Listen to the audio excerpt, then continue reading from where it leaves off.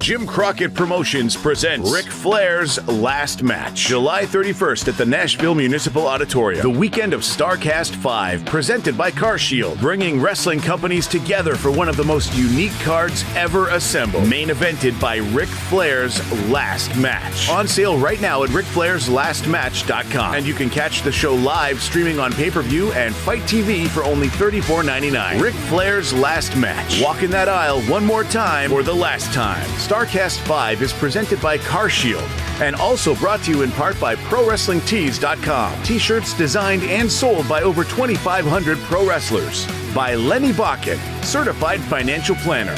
By Powerbomb Pizza, pizza crafted and sold by pro wrestlers. Powerbomb Pizza, powered by Kitsch Data. And by Woolworth Theater, the home of Nashville's first of its kind show, Shiners. Visit StarCast.com for more information. Hey, it's Conrad Thompson. Thanks for checking out the podcast here on YouTube. Be sure to hit the subscribe button and the notifications bell. You'll get a notice anytime we upload some new content. And when I'm not asking Bruce, hey, how big was Batista's? Well, you know. One of the things I like to do is help people save money. And if you're watching this video right now and you're in a 30-year loan, man, you're overpaying your single biggest bill and you may not even realize it. I want you to do a little experiment for me. Take your calculator out, multiply your monthly house payment by 360 payments. That's how many payments there are in a 30-year loan. That big scary number, that's your total of payments. You're looking at that number? You know you can do better. Keep more of your own money right now and go to SaveWithConrad.com. Or maybe you've got credit card debt. Man, it's not a matter of if I can save you money with that. Your average interest rate on a credit card is more than 20%. And by the way, all the interest you pay on those credit cards, it's not tax deductible. Whereas the mortgage interest, well, that is tax deductible. So if you owe this debt, it's up to you how to pay it back. Doesn't it make sense to get the cheapest rate possible and the greatest tax deduction possible? Find out how much money you can save right now for free at SaveWithConrad.com. You don't need perfect credit. Even scores in the 500s can be approved, and it's no cost out of pocket. But maybe best of all, we're licensed in more than 40 states.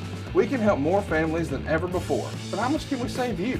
Find out right now for free with a quick quote from SaveWithConrad.com.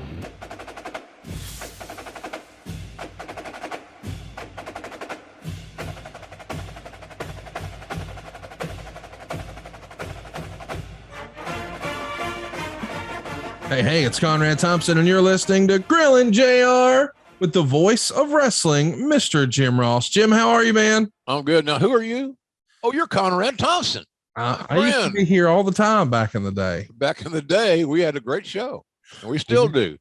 Conrad is the busiest man in sports entertainment, pro wrestling, or whatever you want to call it. And he is getting ready for StarCast. This is the weekend. I can't wait to see the success it's going to achieve. And based on what I've seen, I can't wait to watch it on Fight. Yeah, you can watch it on Fight. You can watch it on satellite. You can watch it on cable. Of course, we're talking about Ric Flair's Last Match. It's this Sunday. You can find out all the information. Watch episode 1, 2, and 3 of the documentary that built towards this event at RicFlairsLastMatch.com. And over there, you can get all the details about how to buy tickets to join us in Municipal Auditorium there in Nashville, how to do meet and greets with Rick. You can even get yourself scanned and create it into a 3D figure with you and Rick, or even enter a raffle for charity to win his robe. All things Ric Flair are RicFlairsLastMatch.com. But we know now the main event, it's the Nature Boy Ric Flair after a pretty brutal beatdown. Yeah, Jeff that was Jarrett. a hell of a video, man. That was graphic. Yeah, strong, and that's part of the most heat Jarrett and Jay Lethal have had on them since who knows when. It worked. Yeah, and that Jeff Jarrett, I think you and I are going to be more aligned on him these days. I guess this is the point where I say, Jim, I was wrong. But I'm looking forward to the match because I think Andrade is coming into town with some eye for an eye shit. And I think Jeff Jarrett's going to pack a lunch that day. Yes, it'd be good. But all four of those guys, there's no reason. I mentioned this to you off air. There's absolutely no reason that main event shouldn't be outstanding. You got four guys that know what they're doing. I'm hopeful they know why they're there. And so I have every hope and every expectation this is going to be a kick-ass main event.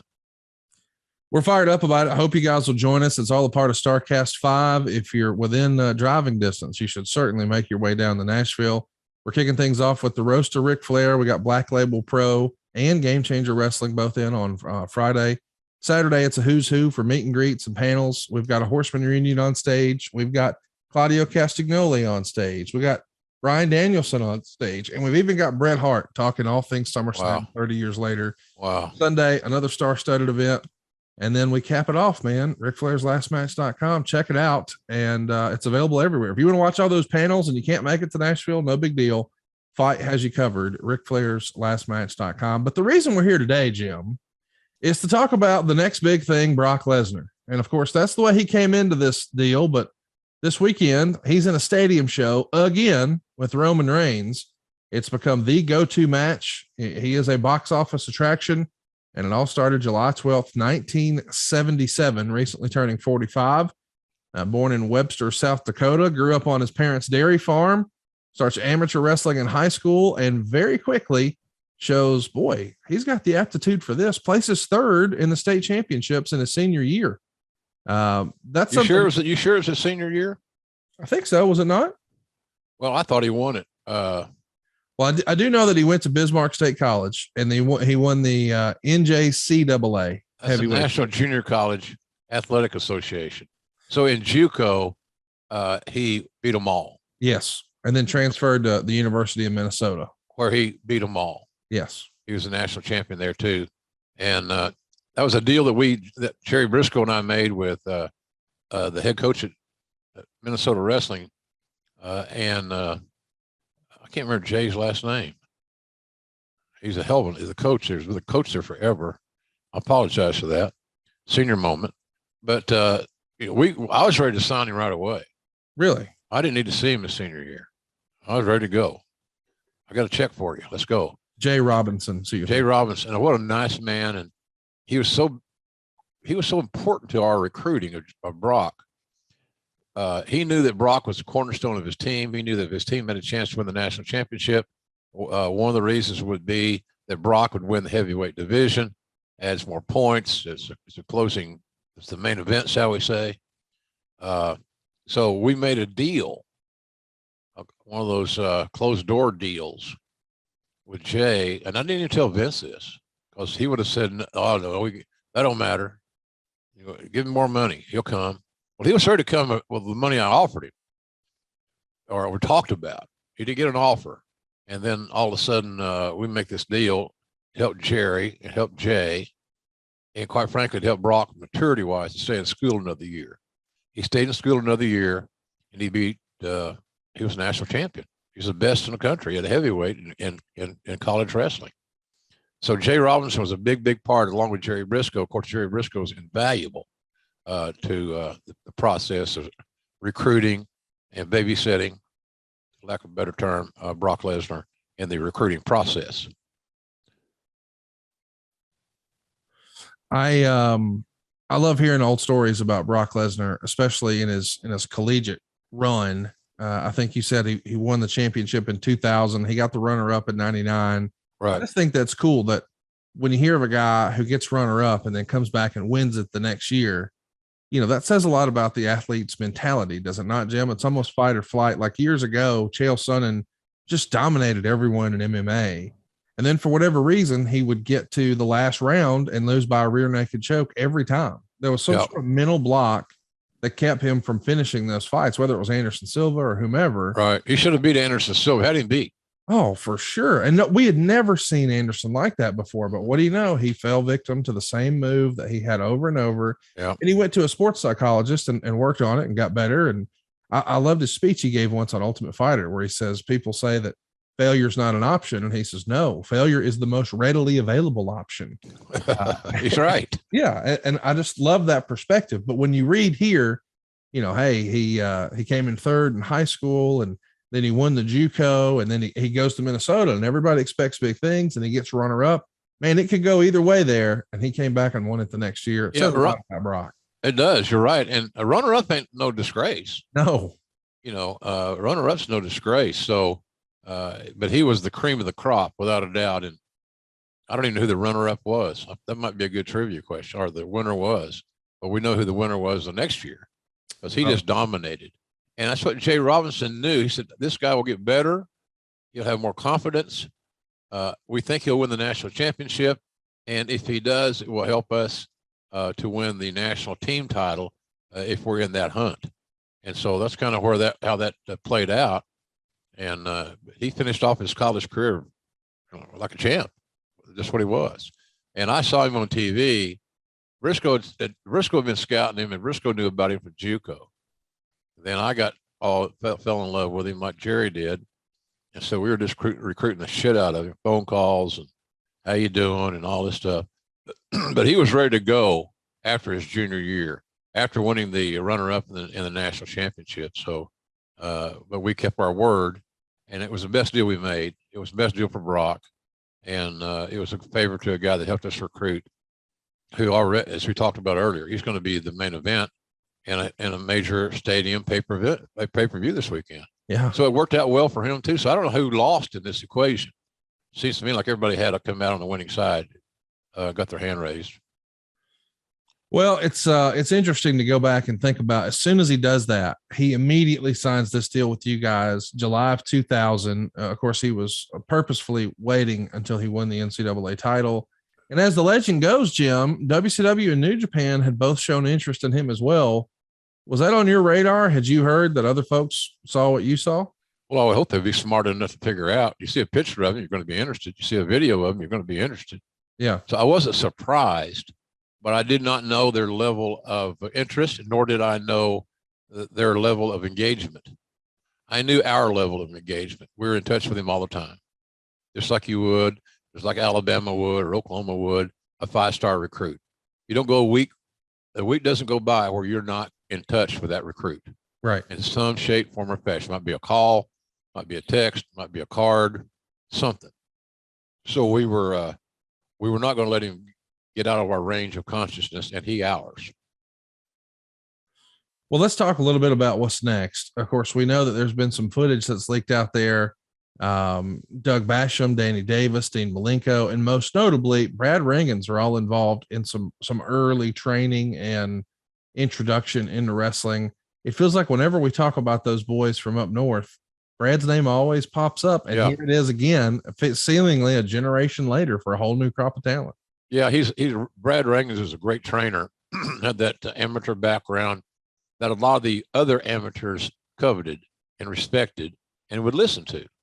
So I think Brad did a great job in helping with a lot of the fundamental things with Brock. You know, we all have to remember Brock Lesnar is a phenomenal athlete. I mean, there's not a lot of guys like him. 6'3", 280. He's NFL. He checks every box. Pardon me. In the NFL scouting thing, size, he could run like a deer.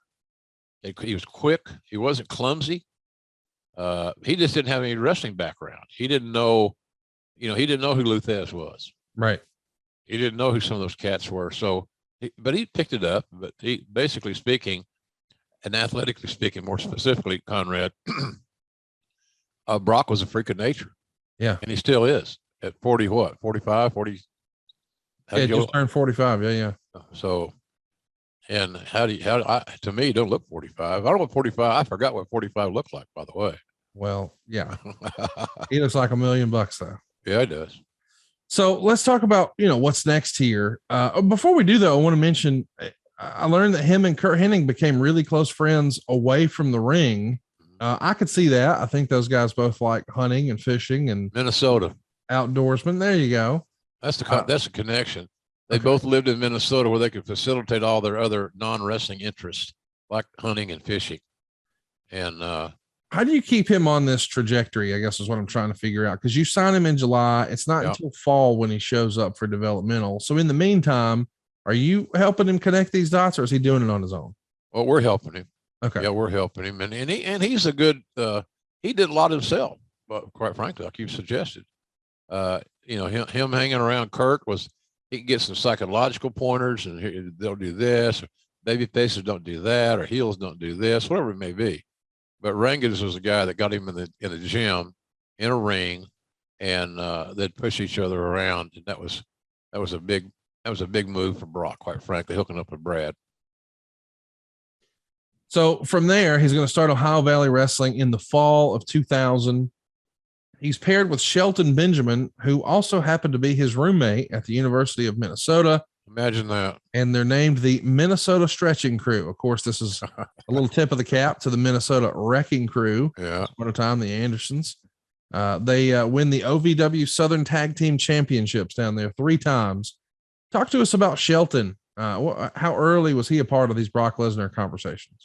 Sheldon was the graduate assistant coach Brock's senior year at the University of Minnesota. So Shelton was on the mat and working out with Brock every day. They became buddies, best friends. Shelton's a bad dude, boy. Yeah. Anybody don't need to ever try to sell you short on, well, who are all these shooters and all this stuff. You know, we all know Haku's the baddest dude in the world. You know, I always loved Dr. Death because of his same traits. Shelton Benjamin's a badass. Yeah. The only thing that we don't hear from Sheldon is noise. He's just a quiet guy. Yeah. Athletic of that class, we brought in Brock and Cena and Batista and Orton, and the best athlete of the group, and no disrespect to those other guys that we signed, was Shelton Benjamin. Right. So if Shelton's personality had been, if we had done a better job in helping develop Shelton's personality, he'd be one of the most talked about superstars in WWE, in my opinion, over the last 10 years or so. But nonetheless, Sheldon was a crucial part of Brock's evolution. You know, I put it this way. We made Brock the foreman of the ring crew. Brock Lesnar was on the ring crew in OVW. And I would suggest to you, Conrad, that in that ring truck, that Shelton rode shotgun. Okay. That's the deal. So Shelton was there to make sure, you know, Brock's a young guy and he's single. I think he was single at that time. And hadn't been away from home. And there's a lot of temptations and opportunities to make really, really dumb decisions and do some stupid things. Shelton was very grounded, and he helped us in that regard a lot. Not that Brock was a problem child, but you never know how a guy's going to react when he's out of the purview of his family and he's on his own. You never know until you get there. And he's making a little money really for the first time. Oh yeah. Yeah, he is. That combination. Now, of course, he's not making Brock Lesnar 2022 money, but still, as a young man making that kind of money. Yeah. Yeah. You're tempted and you can make mistakes and all these things, but I'm saying these things because of the interest of our show. Right. I don't want anybody to go away from the show. So Lesnar must have really been a problem child. What a pain in the ass he must have been. It's not that way at all. Right. You know, it's just, you don't know how a guy's going to react on the road until he gets on the road. Just leave it like that. Challenging. Let me mention too, and you say this on the show all the time, it's all about the money and the miles. And Lord, nobody knows that better than CarShield. This episode is brought to you by CarShield, who makes it easy and affordable to protect my car from expensive repairs. And that's just for starters. CarShield is the #1 auto protection company in the U.S. and offers protection plans for around $100 a month. The plans cover more parts than ever before, whether your car has 5,000 miles or 150,000 miles. Let me tell you how simple it is to get your car fixed. When you need a repair, you choose the mechanic, and CarShield's administrators handle the rest. That's it. You don't have to deal with the paperwork or the headaches you're taking care of. Same goes if your car breaks down and you're stuck on the side of the road. Plans through CarShield include coast-to-coast roadside assistance. CarShield administrators are there for you with rental car options and trip reimbursement at no extra cost too. So get coverage today and you'll lock in your price now and it will never go up. That means as long as you own your car, no matter how old it is, you're protected from the rising cost of parts and repairs for your vehicle. CarShield helps protect my wallet from expensive car repairs, and they'll do the same for you. Go to carshield.com/podcast to start your plan and lock in your pricing forever. That's carshield.com/podcast. A deductible may apply. So let's jump back into it here, because once they're down there and they're working out as a tag team, are you getting any chances to go down to Louisville to see in person what Brock and Randy Orton and Shelton and Batista and all these guys are doing? Or are you just watching tapes and getting updates from Cornette? No, I'm going down. I went down as often as my schedule would allow. You know, when you're doing pay-per-views on Sunday and Raw on Monday, and being an administrator at SmackDown on Tuesday, and then you still got to do payroll for that week to get these animals paid. My trips to OVW were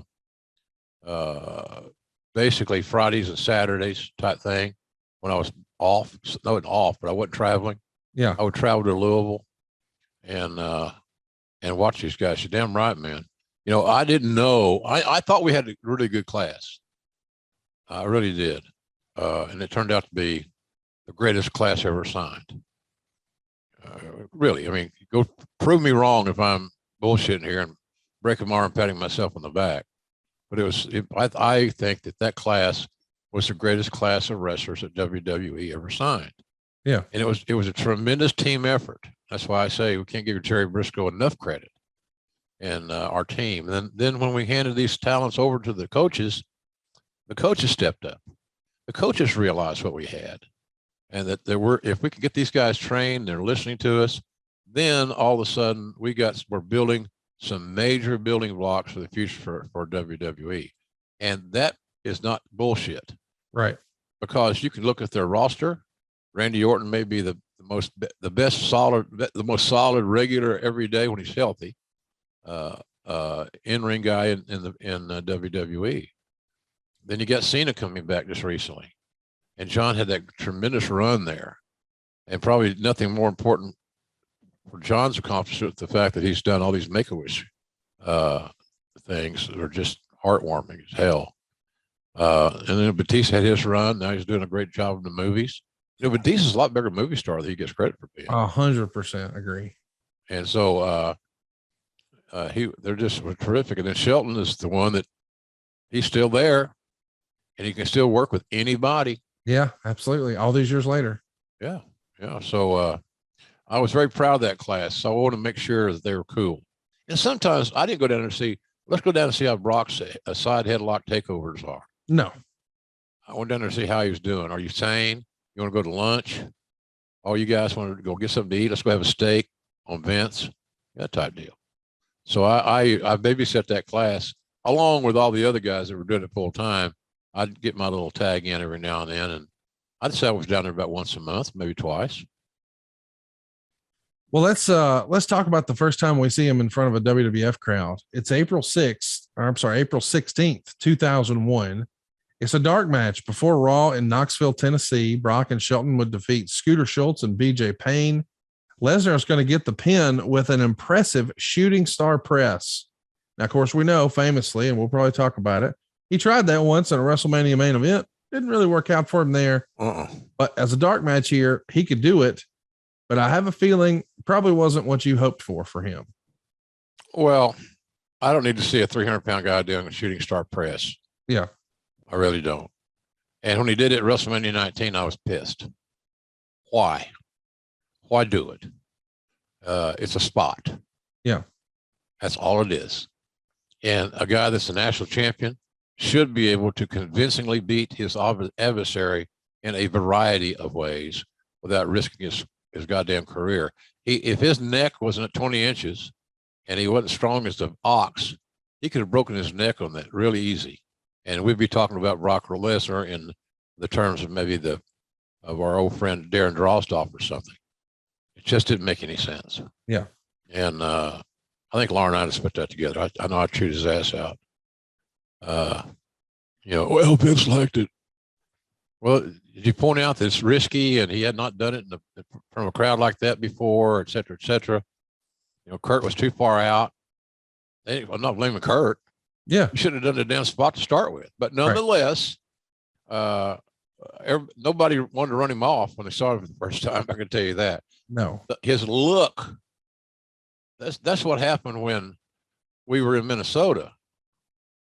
And Jerry brought him to the show, a live event. It might have been a pay-per-view. I'm not sure. I think it was a pay-per-view because I think Ventura was involved. We just had a birthday. So he's a little older than me. He's 71. And so it was Vince and I were talking outside the locker room, and Brock was standing down the hall talking to Briscoe. And Vince looked up like he'd seen a ghost. He said, my God, who's that? Of course, I'm being a wise ass. That's Jerry Briscoe. He's worked for you forever. Oh, I don't mean it. God damn it, JR. Who's that monster? The monster was Brock Lesnar. And at that point, the love affair began. Love at first sight. Love at first sight, indeed. By the end of 2001, he's on the road full time for the WWF. He's not on TV yet, but he's working every Monday and Tuesday in dark matches, and he's in the opening matches at the house shows. When did you think he was actually ready? I know there's been a lot of talk about too much too soon with certain guys. Yeah. It feels like you guys got it right with Brock. I know that ultimately, he decided this lifestyle wasn't for him and left for a bit, but yeah. When did you think, oh man, we're ready? Do you remember that moment? It wasn't when we introduced him. Yeah. I thought we were a little premature on it. Okay. I thought we should have waited until he got more comfortable on the road, making his flights on time, living alone or living with a roommate, all those things that we don't talk about. We just talk about the wrestling match because we love the dirt. We need the dirt. Is there any dirt? Yeah, there's plenty of dirt. You ain't going to hear it here. Because that's just not the way I operate, not the way Conrad operates. But I thought we were a little early on it, Connie, to be honest with you. So we know that he's wrestling everyone in LVW, guys like Orton and Rico, but he's also getting some reps against main roster guys like Crash Holly, Perry Saturn, Funaki, Kurt Hennig. He's even in some tags against the APA, teaming with Ron Waterman. What happened with Waterman? Why didn't he do more? That's a name that we heard a lot. And then hell of a nice guy, fine human being, no doubt.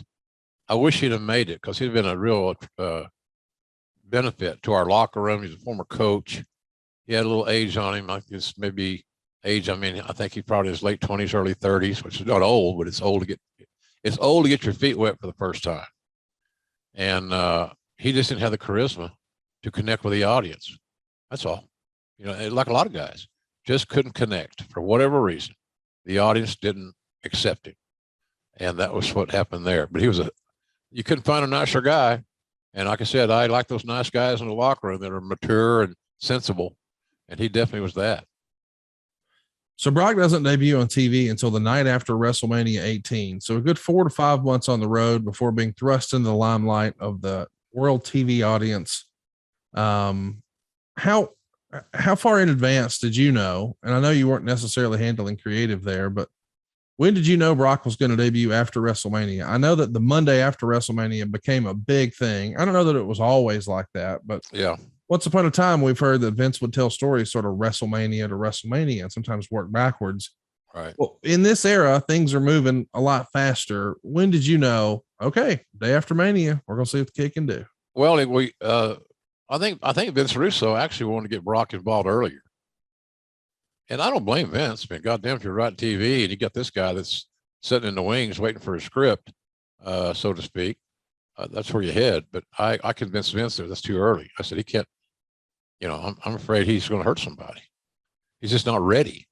Timing. You don't want to drop people on their head because he'll try everything. And the boys are the worst influence. The wrestlers didn't give a shit if Brock succeeded or not. That's just their ego and the lack of common sense. This son of a bitch can make you a lot of money if you're smart. Right. So I guess you're not smart, are you? Or are you that insecure? So anyhow, I talked Vince out of it once. I said, he's just not ready. I said, here's the deal. Here's how I'll close this conversation, and we'll do it any way you want, as always. If I got on a stand of a court and they asked me if I thought Brock Lesnar was ready in light of this accident that occurred, my honest answer would be no. And there's where we hang. We got no recourse. We got no defense.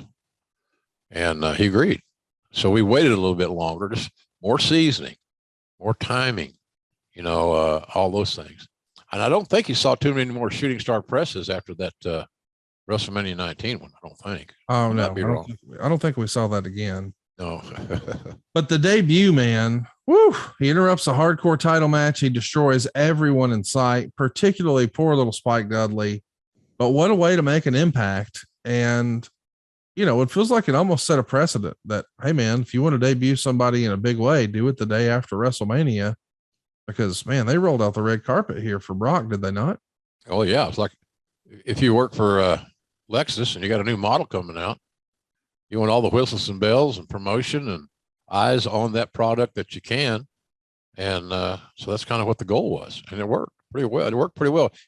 Brock made an impact on his debut. There's no doubt. People were talking the next day. Talk to me a little bit about the pairing with Paul Heyman. You know, of course, we've seen that have a lot of success in more recent years. These days, we know Paul is with our tribal chief, Roman Reigns. But back then, what a genius pairing it was for him and Paul. It just was magic right away. Is that creative that somebody came up with, or did Paul see it and say, "Ooh, I want a campaign. I want that guy"? What do you remember about that? Well, you know, Heyman's very opportunistic, smart.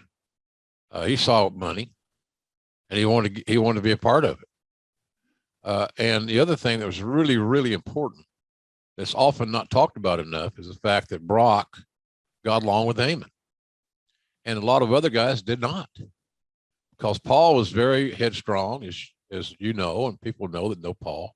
He's brilliant, and sometimes he thinks way over the other average dude's head. Even though he's right, pro wrestling is a funny business, Connie, in the sense that if you haven't thought of the idea, it's really oftentimes not considered by you as a good idea, and that's the insecurities of pro wrestling. But Heyman had a way of conversing with Brock that calmed him down. They communicated well. But I think the fact if they had not gotten along so well, and Heyman was not such a good listener, that relationship would never have worked. It's still working. Yeah. But him having a manager and a mouthpiece, you know, we've heard for years that Vince doesn't always love that presentation. You know, it felt like in the 80s, everybody had a manager. And then it almost went to a spot where that was sort of out of fashion. Had Brock not been paired with Paul Heyman, do you think he would have achieved as much success right away, or would something have been missing? I think something would have been missing, because Heyman could speak for him. Heyman could speak for Brock. And that was so important to convey Brock's message to the world via that vehicle known as Paul Heyman. I don't think it could have been done any better. The thing about the 80s, you go back and look at the prototypical managers in the 80s, right? They weren't Paul Heyman. No, they were not.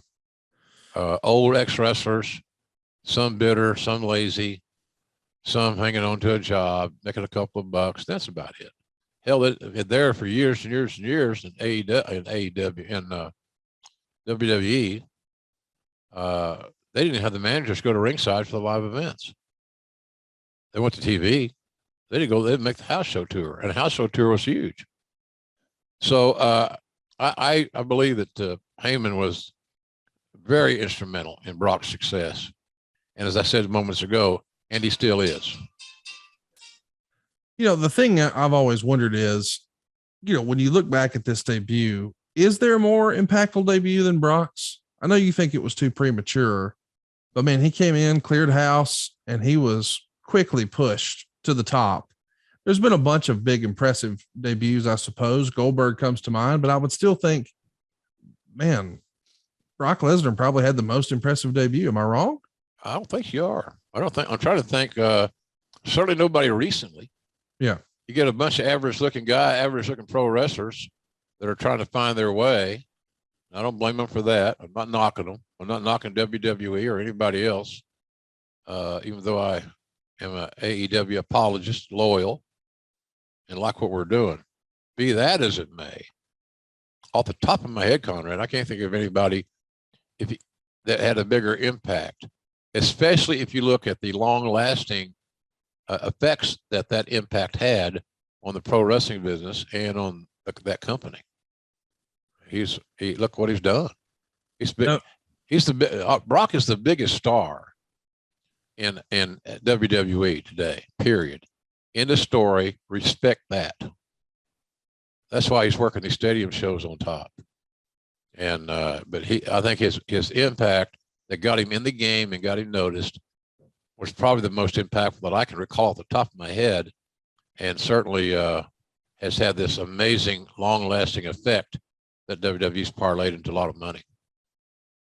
One of the biggest and most impactful things that I've done in recent years is finding out about chili sleep. Boys and girls, I am a chili sleep believer through and through. I tell all my friends and family about it. In fact, Jim, I've got them upstairs at my house. I got them downstairs at my house. I got one I travel with.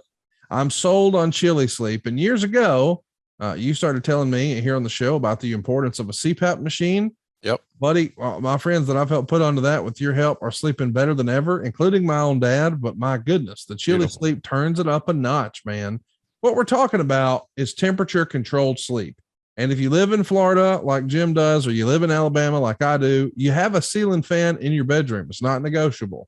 In addition to that, you also crank that AC down when you go to bed. I sleep better when I'm cooler. I just knew that. Yeah, me too.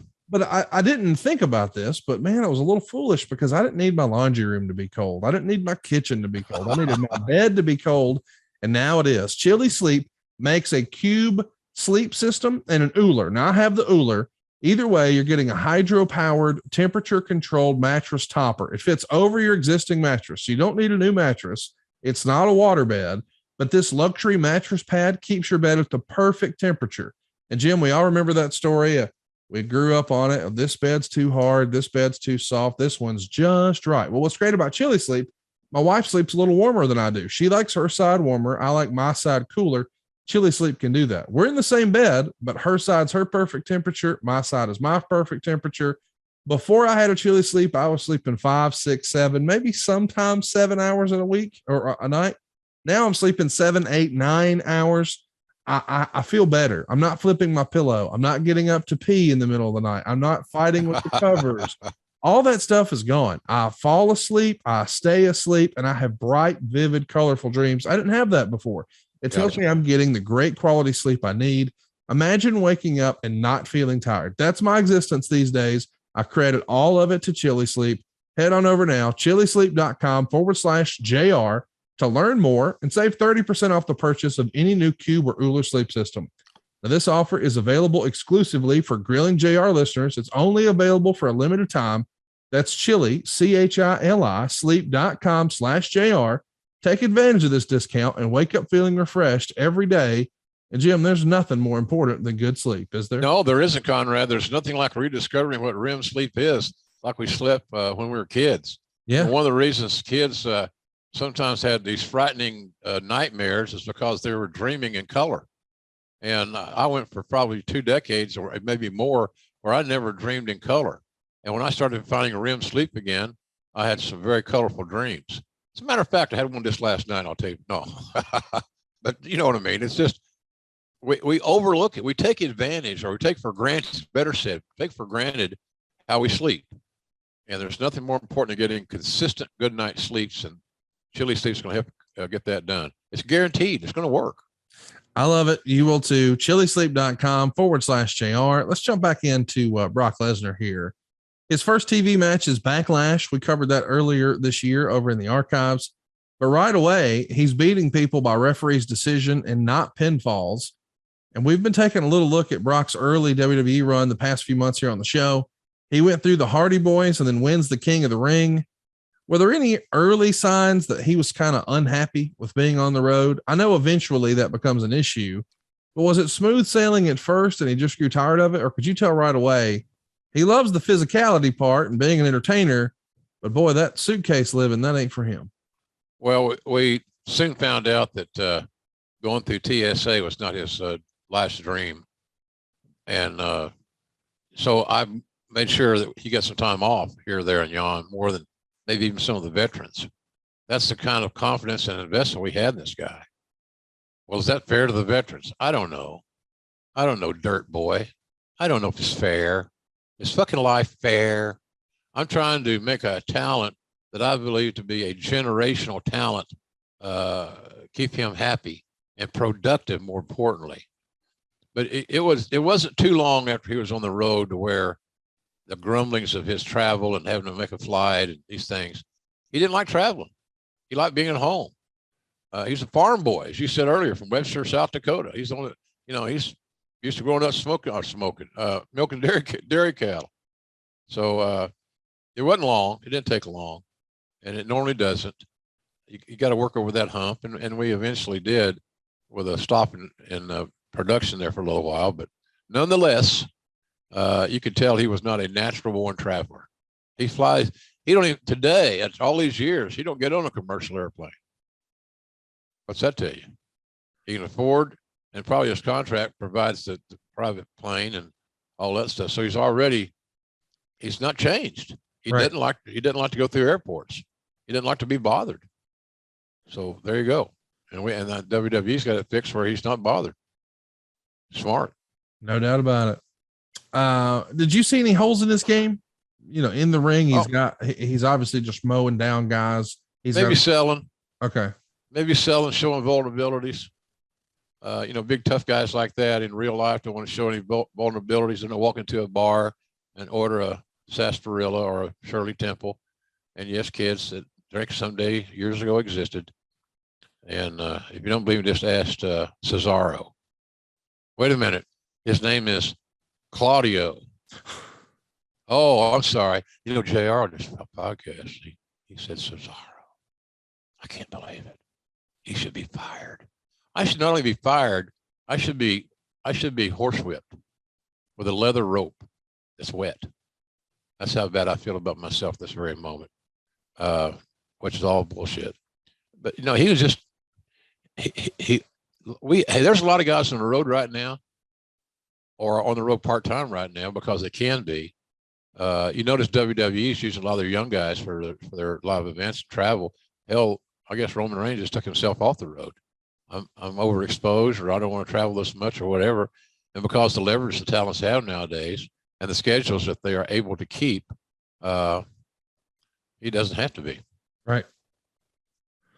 Well, we know he's going to hit an F5 on Undertaker. Taker's world champ at the time. And I guess there's a rite of passage, at least on camera. Whenever there's a new talent, it feels like everybody's sort of looking for the approval of the Undertaker. We fans sometimes think that, art mirrors life in that regard, and everybody is looking for lack of a better word, the godfather of the locker room's approval. He winds up losing to Rob Van Dam by DQ at Vengeance. And the next night on Raw, Taker's going to send Brock to the floor by hitting him with Singapore canes. And at the end of the night, Paul Heyman announces that Brock is signed with SmackDown. Is there a concern when you make a move like this that, hey, maybe we need to give him the benefit of a taped audience as opposed to live? Or is it just about, let's reshuffle the deck and put some star power on different shows? Well, I think both those things are good reasons. I think both those things that you just mentioned are in play. Being able to be protected a little bit. And that went for a lot of talent. But this show's taped and it could be edited. The mistakes can be removed and fixed.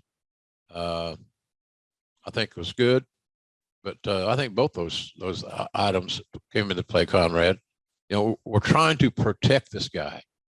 I hope I'm making some sense here to somebody out there listening. We're protecting what we believe to be Michael Jordan.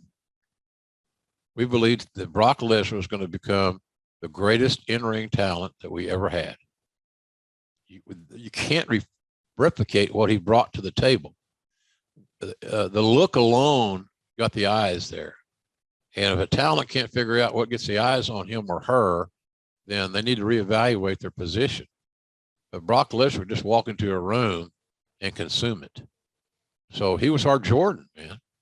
And I just believed that he was going to be, and I still believe, I guess I don't think that I'm wrong now. Who does the biggest company in the world bring in every time they want to draw a stadium house? Brock Lesnar. And he's not even on TV every week. But when he's on TV every week, he's smart enough now, and with booking sense and being around Heyman, that he knows how to protect himself with the creative. And they're doing a great job with him in that regard. So I'm not seeing him too much. Brock is an attraction guy, but I'm not seeing him too much, which is what you should, how you should culture and develop attraction type talents. He gets a big time win over Hulk Hogan in August, and you can see Brock is destined for big things. It's rare to see someone of Brock's age working with Taker, Hogan, and about to main event the biggest SummerSlam pay-per-view, at least in a while, with The Rock. Very quickly, you and Vince and the rest of the clan had to realize, boy, we've struck gold here. Was there anybody you remember sort of saying, I don't know about this, too much too soon? Not guys in the locker room. We know that's just par for course. But as far as, you, Briscoe, Patterson, Bruce, anybody like that? I don't remember anybody having any issues with where we were headed with Brock. Everybody loved Brock for different reasons, and knew, Patterson was always amazed at Brock's athletic ability, for his size. You got to remember, in Patterson's era, his heyday, a guy that was 6'3", 280 that could move around, that was almost unheard of. Patterson was always amazed by Brock's athletic ability. So, and rightfully so, quite frankly. But nobody, Conrad, that I can recall had any adverse reactions to what we were doing with Brock, other than a little bit, rewinded a little bit, what we talked about, maybe rolling him out a little bit too soon. That's about it. Well, he's in a big spot at this SummerSlam 02 show. It's a big show. We got Flair and Jericho in the undercard. We got Shawn Michaels coming back to take on Triple H. A lot of people didn't think they'd see Shawn back. So that's a big time show just right there. But then in your main event, it's The Rock, who's going to go off and make movies now. And they showed the training of these guys and Rock running stadiums and his old football stadium. Just great stuff. Yeah. And we know Rock is leaving to make a movie, but what do you think Rock thought of Brock? Did he see what everybody else saw and thought it was good business? Oh, I think so, because I don't think, Rock, I never heard one negative word out of Rock regarding doing the honors for Brock Lesnar. Not one peep. So that tells me that Rock was cool with it and we had the right guy. Young, big, athletic, and Rock could appreciate that because he was at one time very young, very big, and very athletic, and still was, quite frankly, to that day. So I think just the fact that Rock had the match, would tell me that he was cool with it. He was cool with the creative, and certainly the match made sense. We're making a star, just like we did with Rock. He understood that, man. Yeah. And when you're a third generation wrestler, you get it. Yeah. Who's to say that this is going to be only a one-off? Rock could come back at any other time, work a return match, and draw money and make another massive payday. For sure. So we know that the WWE champion is going back and forth between Raw and SmackDown in this era. But a few weeks after Brock gets the belt, the decision is made, nope, we're just going to make Brock the champion on SmackDown. We introduced the other belt on Raw. Is that important for the brand split, do you think, to have two championship belts? These days it feels like they're just trying to find a reason to hang on to it, in my opinion. I think you're right about the latter. Still trying to justify the brand split. If the brand split had been done correctly and kept the talents kept totally separate, it had a fighting chance to be established. But we didn't do that. We intermingled, and they're kissing cousins in this deal and all that stuff, so to speak. But I don't know. The brand split went to hell early. Yeah. So, and I just got a text that agreed with it. Anyway, no, the brand split was still being discussed. Still trying to find out how to make it work. And it's easy. There's one way to make it work, Conrad, and that is keep the talent separate. And right. We didn't do a good job of that early going, or anytime, actually. His first title defenses are against The Undertaker, including a brutal Hell in a Cell match at No Mercy 02. When you go from working Rock and really, beating him to be crowned the world champion straight into The Undertaker in a Hell in a Cell match. I know these days people just think Brock is this larger than life performer, and he is, but I'm just saying, God, that's a lot of pressure to put on a young guy here. Is it not? Yeah, but you got to know Brock Lesnar to know that he thrives on it. Okay. He loves that, those opportunities like that. They don't intimidate him. Some of it is not intimidatable. He's fearless. And and he's always been the man. He was the man on the University of Minnesota campus. And he was the man at OVW, and he's the man at in the locker room. He had great respect from the guys. So because they all respected his being a badass, right? And for whatever reason, that's how it worked. So the next thing we're going to see is him be pinned for the first time and lose the title to Big Show at Survivor Series 02. Heyman's going to turn on Brock to side with Big Show. That effectively turns Brock babyface in the process. What'd you think of that creative and that decision to have Big Show be the guy to end it? And the story is Paul turned. Well, I think in hindsight, we could have got more mileage out of the Brock heel run. Yeah. Furthermore, I think that we were trying to make stars. So we gave Big Show, got a tremendous rub. He's another major investment, big money, 7-figure deal. And you look at guys like Big Show, you have to look at it realistically. How long is his shelf life? Well, the way we used Big Show, his shelf life meant nothing because he's an attraction guy that worked way too much. Big guys like that, it's hard to manage. It's hard to manage their schedule and their health and their joints, their back and all that stuff that take a beating. But we're trying to get, now we're moving on to making more stars, trying to get Big Show over. Heyman left Brock in the lurch, and we thought at that time that Brock could carry a promo. Okay. And the thing about him, the people just wanted to see him. Right. He could still do a promo, and it was a way to get another big match for a pay-per-view with the Show and Lesnar. So I know that we could have got more mileage out of Brock being a heel at that time, but I wasn't negative, overtly negative on how that creative went down.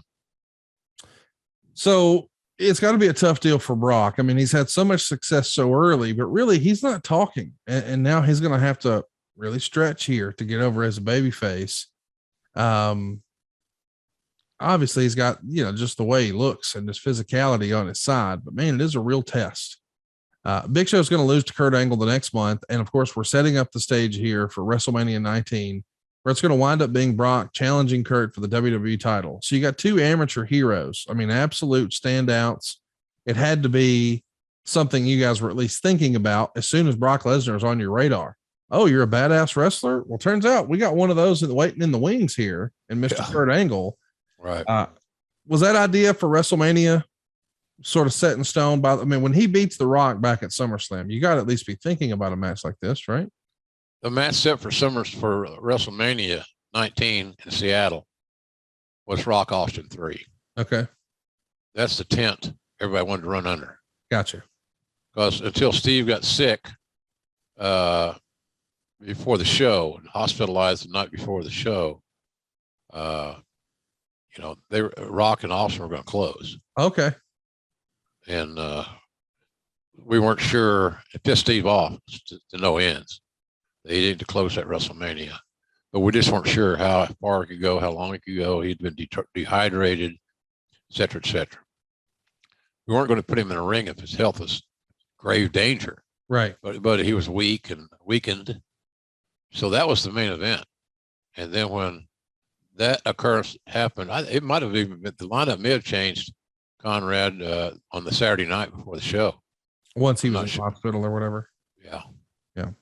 So we went with those two young studs, those two amateurs you mentioned, to close the show. And that was another big responsibility for Brock. You got to close the show in an admirable way that represents your business and everybody else, and yourself and your family, and what you've learned along this short journey that you've had. You guys go out there and kill it. And they did. They had a good match. And they're just trying to top themselves with an unnecessary high risk, high spot that they didn't need to do. But nonetheless, they did it. Thank God Brock's okay. But man, he was shaken up after that thing was over. And I talked to his dad after that was over. His dad was very concerned. And that didn't bode well for us because we sure as fuck didn't want Brock going home and staying home. No. I'll give you all the time off you want. No problem. You want to go hunting? Okay, where do you want to go? I'll help you get there. But don't stay home. We need you. Well, we know what's coming. It's going to be a huge match. Of course, on the way there, Brock's got to win the 2003 Royal Rumble match in order to earn the right to challenge Kurt. But let's think about this. A year on TV, he's become the king of the ring. He's won the Royal Rumble. He's the youngest WWE champ. He's beat The Rock. He's beat Hogan. He's beat Flair. He's beat Taker. Now he's in the main event of WrestleMania. My man is 25 years old. Yep. This is a story like no other right here, is it not? There's no talent like no other. So it all fits. Yeah. It all fits, Conrad. Well, nobody else has ever done that. Well, okay. You didn't say that. I'm being a dick. Right. But yeah. No, so what? That's what you look for. You look for uniqueness and individualism. And he was just the guy. And there was nobody close to him being the guy at 1A. They were great guys. We had some hellacious talents, but you look at all the intangibles. It's hard to compare anybody else on our entire roster to Brock Lesnar. Well, and it's hard to compare anybody else to Pro Wrestling Tees. Jim and I have been doing business with Pro Wrestling Tees for a long, long time. This episode is brought to you in part by Pro Wrestling Tees, t-shirts designed and sold by over 2,500 pro wrestlers. It really is a who's who.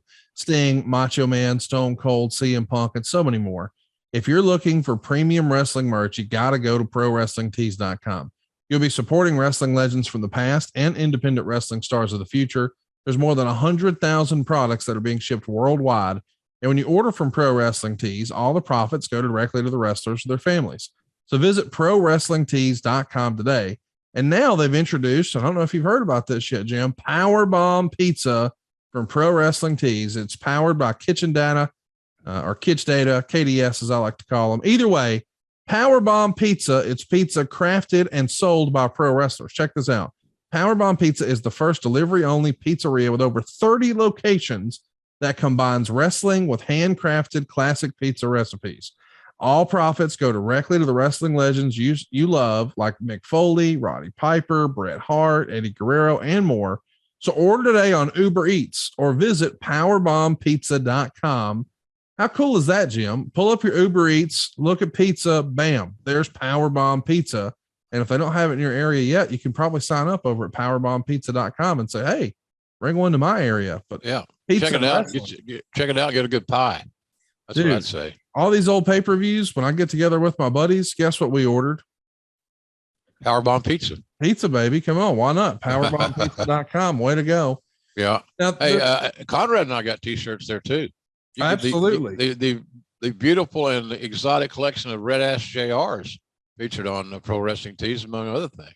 That's exactly right. If you want to see that and you want to support the show, that's adfreecares.com. And what's cool is, Jim, we donate 100% of the proceeds of our shirts directly to St. Jude's. Yeah. So I want to talk to you about that. I'm kidding. JR doesn't keep a nickel. I don't keep a nickel. No. Every penny goes to families who really, really need it. So you get to spread the word about our podcast, and we really appreciate that. But more than that, we get to help some families who really need it. That's right. Absolutely.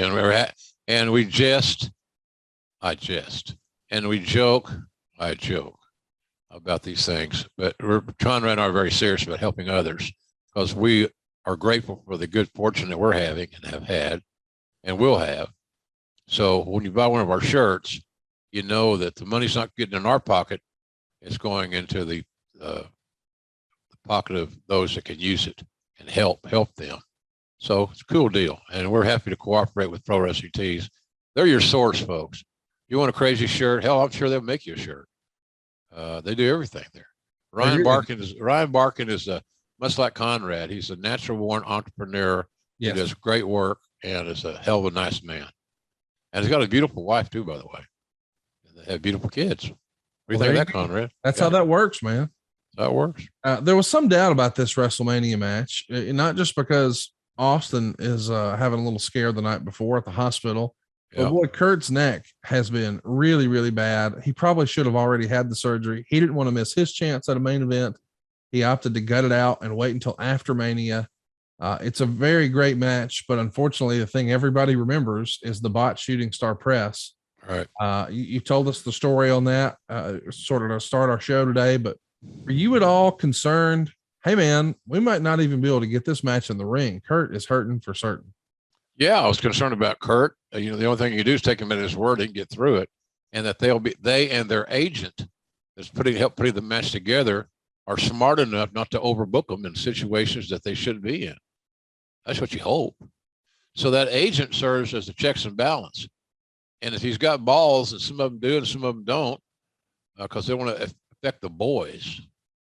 Oh, we can't upset the boys. Jesus. Okay, let's put the son of a bitch in the hospital. Now, how much do you protect the boys now? All you want to do is to avoid an argument, or you didn't feel confident in your opinion to debate it and close the deal. But yeah, we were concerned. We had a lot of concerns that night. Our last two matches were in jeopardy. Austin, Rock, and this one we're talking about now with Kurt and Brock. So it was tough. It was a tough night, but we had a great crowd, and it was kind of fun outside the baseball stadium. Thought it was kind of cool. Yeah. So all good. We got through it, man. We got somehow, some way, like pro wrestling does, just like Ric Flair on Sunday night. He'll get through it. What do you remember about seeing Brock after the show? So after the match is done, the fans are filing out, it's over. The main event has ended. There's some footage that just come out in the last few years where we see Brock clearly concussed and annoyed and angry and lashing out because he was clearly concussed. And it's a tough thing to see, especially with what we know now about head trauma. And you don't want to see somebody hurting like that. But do you remember coming back through after a long day? You had all this emotion, making the call, and now you come back through the curtain and you see stuff happening. What happens in your mind at that point? Well, it was a long day and a long night because I didn't get any sleep the night before. Right. I was at the hospital with Austin. So that was a real long day, to be honest with you.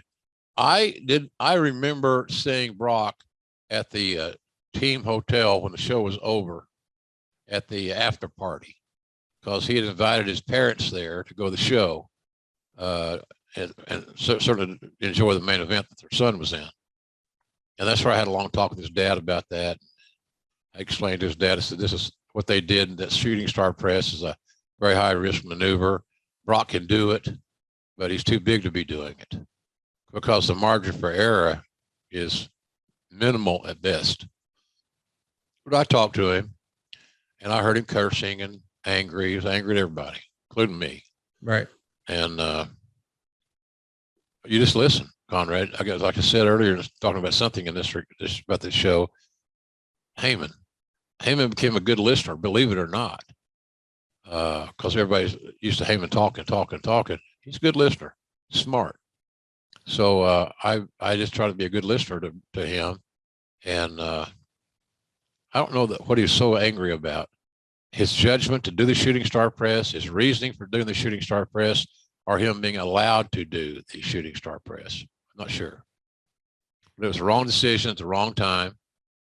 And we're very, very lucky that we didn't lose. What do they call those guys? Like I said, he was our Jordan. He's a once-in-a-lifetime guy. He's a generational guy. Yeah. You just don't need to put him in that kind of jeopardy. There's Right. no reason for it.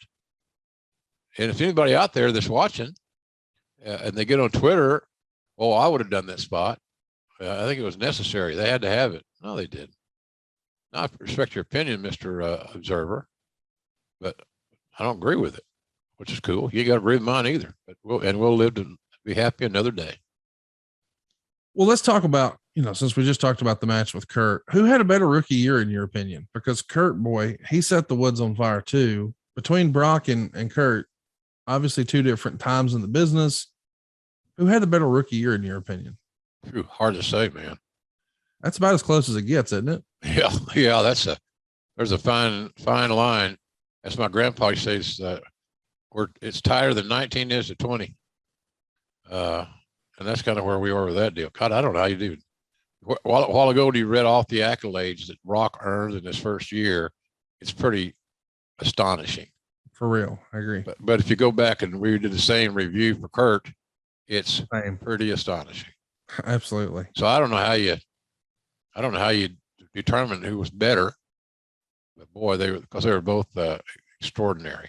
And that's what you get more often than not if they're going to make it, when you recruit and sign and train a wrestler with legitimate athletic backgrounds. For whatever reason, they're competitive. They work through injury. They're a little stubborn. There's a lot of great traits that you get from a guy that migrated from team sports and migrated from a locker room and a team environment. And there just is. And it's hard to explain. But if you go back in time, Conrad, and you and I both are students of the game, and things like the Cauliflower Alley Club recognizes that, and of course the recent Luthez George Tragus event in Waterloo. You look back in that era of the golden era of the 50s and the 60s, you look at all those talents that were drawing money. They're all ex-amateur athletes. Hell, even Dick the Bruiser and Vern Gagne, Wilbur Snyder, they're all Gene Kaninsky, played in the CFL. They came from an organized sports background. And for whatever reason, I don't have all the reasons, but for whatever reason, those guys seem to have the best chance of surviving. There's been a lot of ex-ball players and things that did well that were not great ball players, but they were tough guys and they were coordinated and they're in shape and they worked hard because they wanted to play on the first team, i.e. the main events.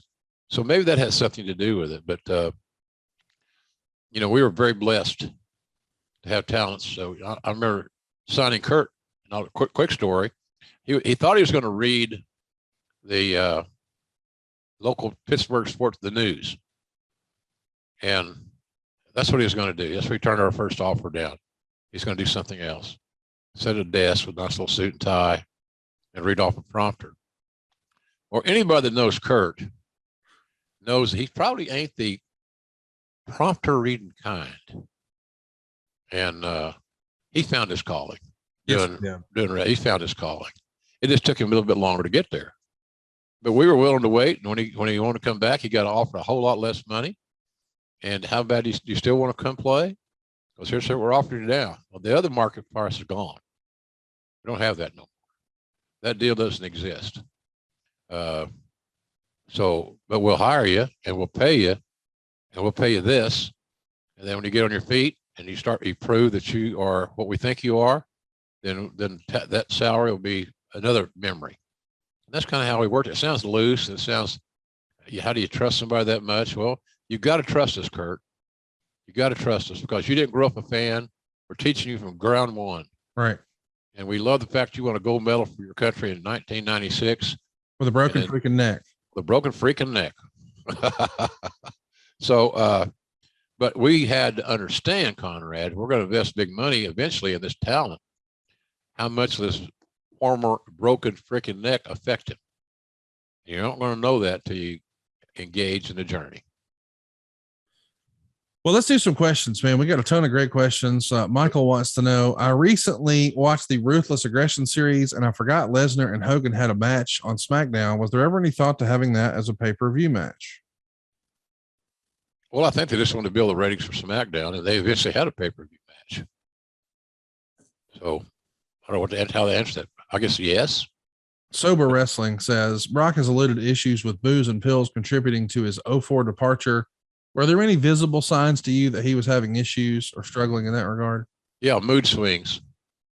He seemed to be pissed off all the time. And there's something was going on. And we finally found out what it was. Steve Clark Wrestling says, who came up with giving Brock the F5 finisher, or was that his idea? I don't know. That could have been a Heyman idea. I'm not sure. But I can promise you, if it's going to become Lesnar's finish, he had a major hand in saying yes or no.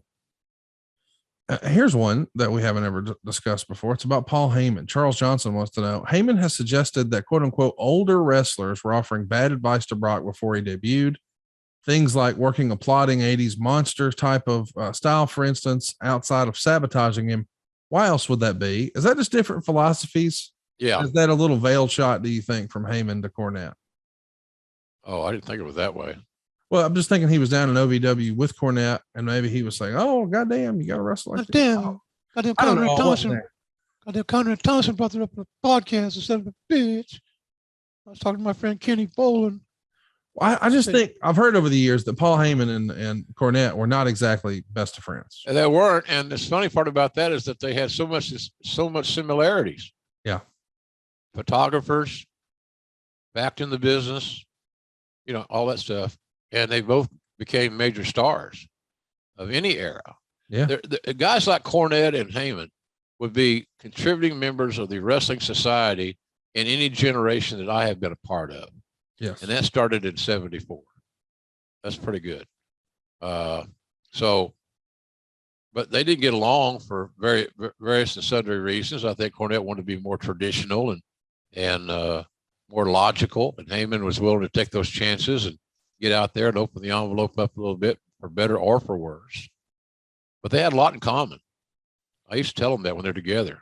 I'd bust their balls. I love doing it. Had fun being ornery. But they both were great contributors to the pro wrestling business. They still are. I mean, Heyman obviously, and Cornette's got his thing going on, and so it seems like they both are happy. Yeah, that means a lot to me. Matt wants to know, fans have always thought Brock does not have a passion for professional wrestling and sports entertainment, and he's only in it for the fame and fortune. What does good old JR think? Well, I think that there's something to be said about that. During his first run, I think he burned out real quickly because he wasn't prepared for the travel, packing, ticketing, TSA, parking rental car, et cetera, et cetera. I don't think he was ready for that every day. But I don't know.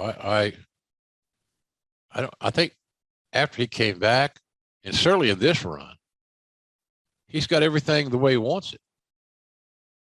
Travel. Yeah. That was his enemy, right? We just established that. Well, you get on that private plane and fly to wherever you're going. That ain't bad. When they fly to Abu Dhabi or wherever the hell they go, I went there once, first one, with Lawler. Where the hell was that country?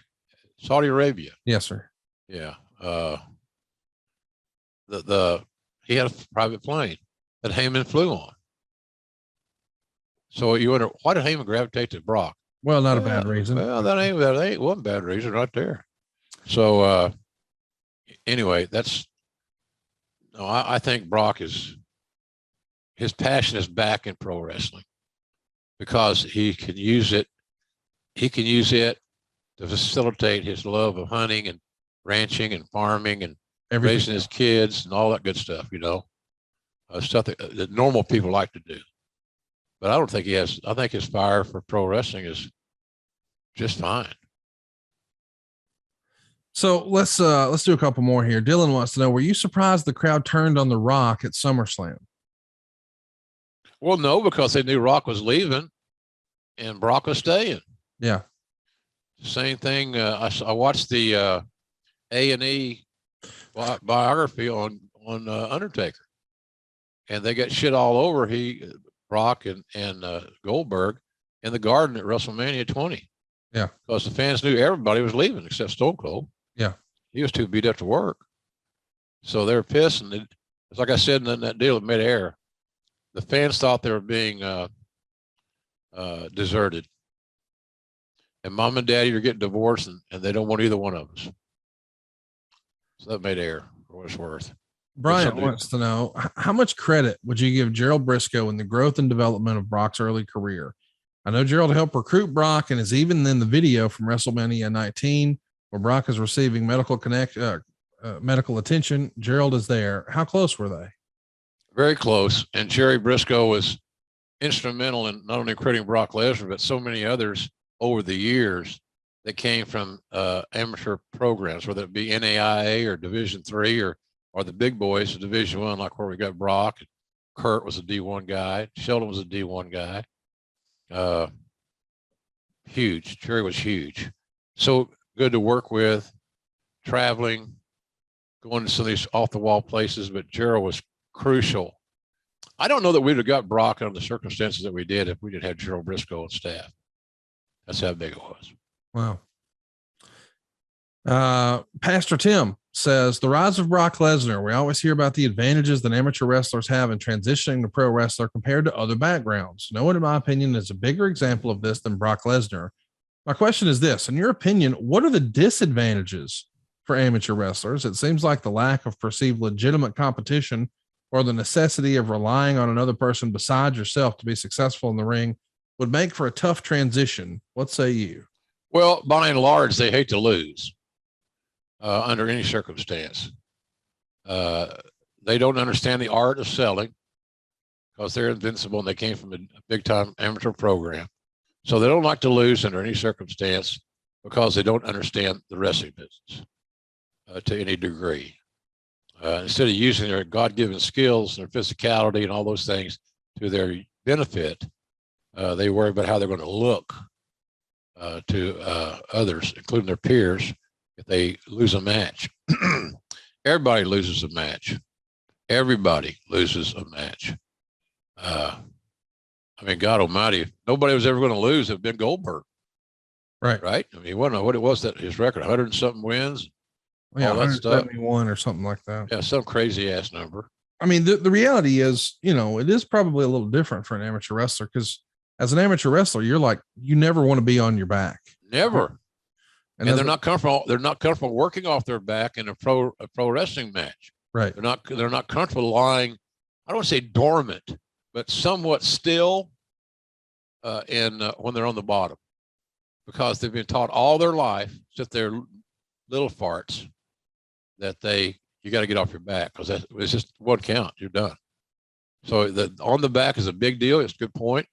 And but the art of selling, for some reason, and still even today, Conrad, I see guys that have a hard time selling because they perceive that it makes them look weak. And that same concept. Same concept about doing a favor, losing. Oh, it's going to kill me to lose. Then you're not very good at what you do, are you? Right. God damn, you're not very good at what you do.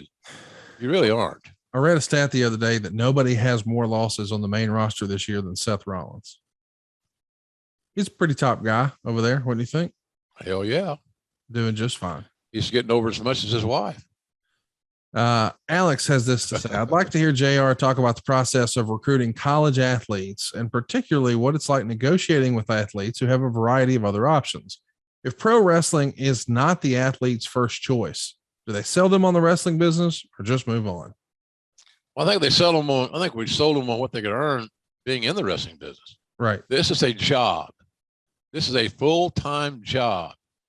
And you can call ZipRecruiter or anybody else you want. You can put your name out there in the hinterlands, however you want to do it.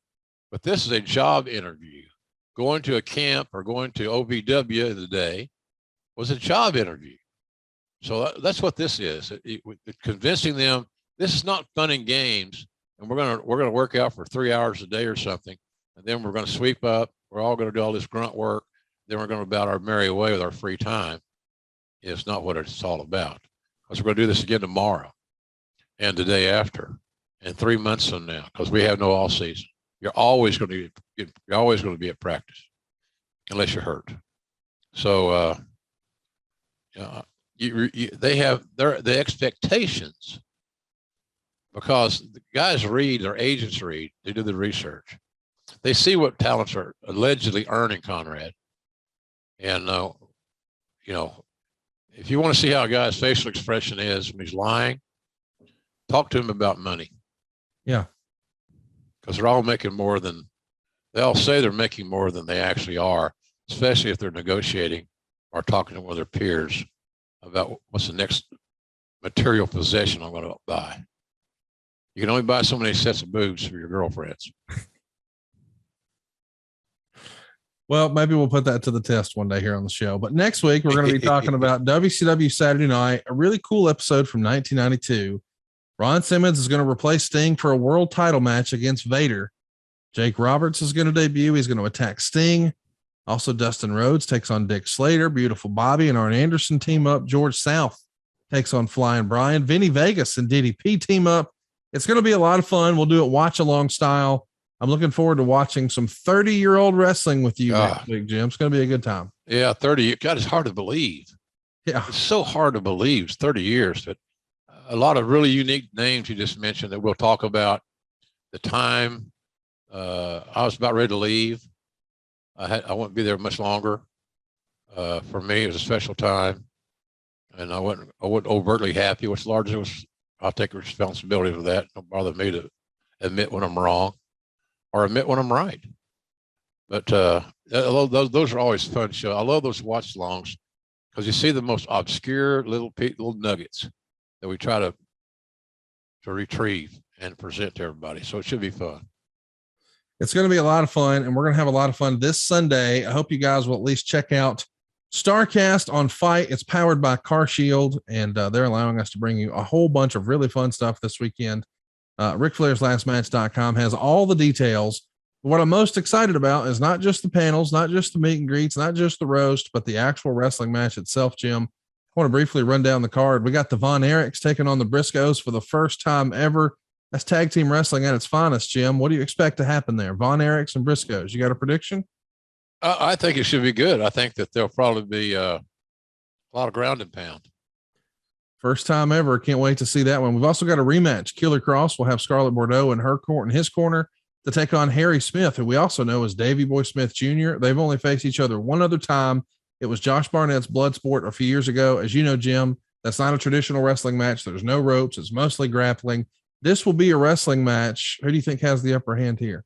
Oh, it's hard to say. Boy, I saw pictures recently of Harry. God dang, he's huge. In great shape. He looks almost unbeatable. He reminds me a lot of Josh. It's hard to pick. And both those guys are really good.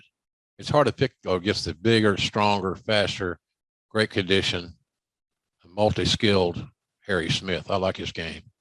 AEW fans will be familiar with Clark Connors. He's going to be representing New Japan Pro Wrestling as he takes on Ren Narita. And then we've got an Impact three-way. Rachel Ellering, Jordan Grace, and Deonna Purrazzo. A lot of people think she's one of the best women in the world. The title will be on the line. Something we never thought we would see. Josh Alexander, the Impact champion, defending his title against the longest reigning MLW champion in history, Jacob Fatu. First time ever, never happened before. What do you expect here, man? I'm a big proponent of the future for Jacob Fatu.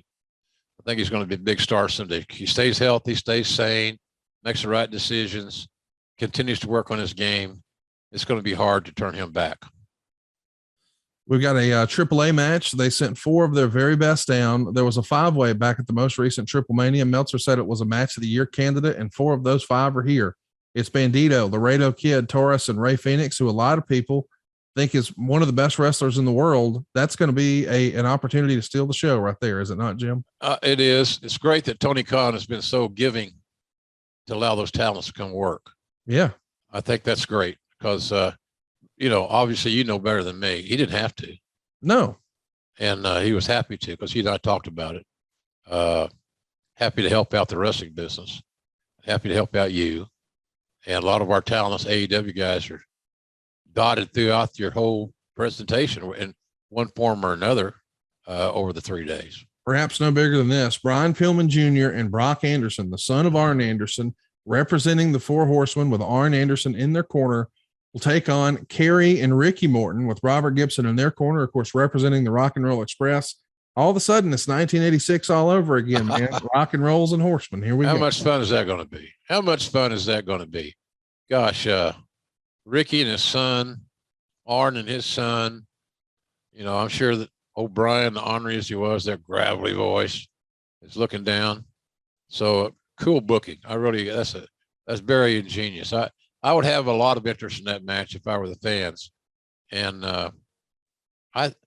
who's the other team besides Brian and Ricky Morton and his son Kerry. Oh yeah, I got them going over. Oh yeah. Well, I think a lot of people are probably thinking that. I think Arn probably has a game plan of his own. Then. Oh sure. And then we've got the American Wolves, Davey Richards and Eddie Edwards, a team a lot of people thought was the best tag team in the world 10 years ago. They'll be taking on the other team people talked about that way, the Motor City Machine Guns. This is a real dream match. Unfortunately, a lot of people haven't seen their first match. It happened on an independent show like 10 or 12 years ago, but they're going to hook it up on the big stage. A lot of folks are pumped about that one. But then, of course, it's time for our main event. The Nature Boy himself laces up those boots one last time. Promise this time to be the last time, or guaranteed to be the last time based on that promo. But we saw his final match, or so we thought, in 2008. And then he had maybe a rather forgettable finish on Impact. But here it is. Him and his son-in-law Andrade trying to defend all that happened in that parking lot at the hands of Jay Lethal and Jeff Jarrett. What do you think happens here, man? There's a lot of revenge, retribution.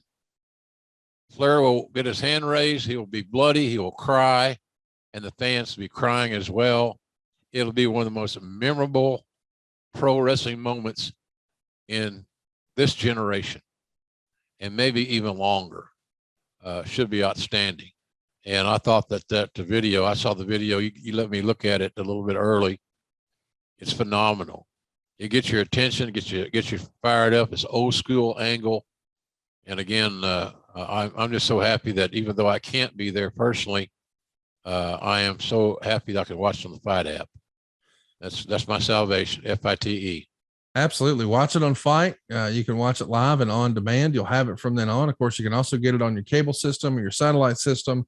As you heard, unfortunately, Jim won't be there to call Rick's last match, but Tony Schiavone and David Crockett will. There you go. It'll look and feel like 1986 all over again. We hope you guys check it out. Are they calling the whole show? The whole show. Now, they will have some help along the way. You know, we're going to have some folks from this company and that company pop in and help them sort of fill the gap on some of these talents, but it's going to be something else, man. And I'm pumped for you guys to see it. I hope you'll check it out. It's RickFlairsLastMatch.com. You can get the entire card for like 30 something bucks.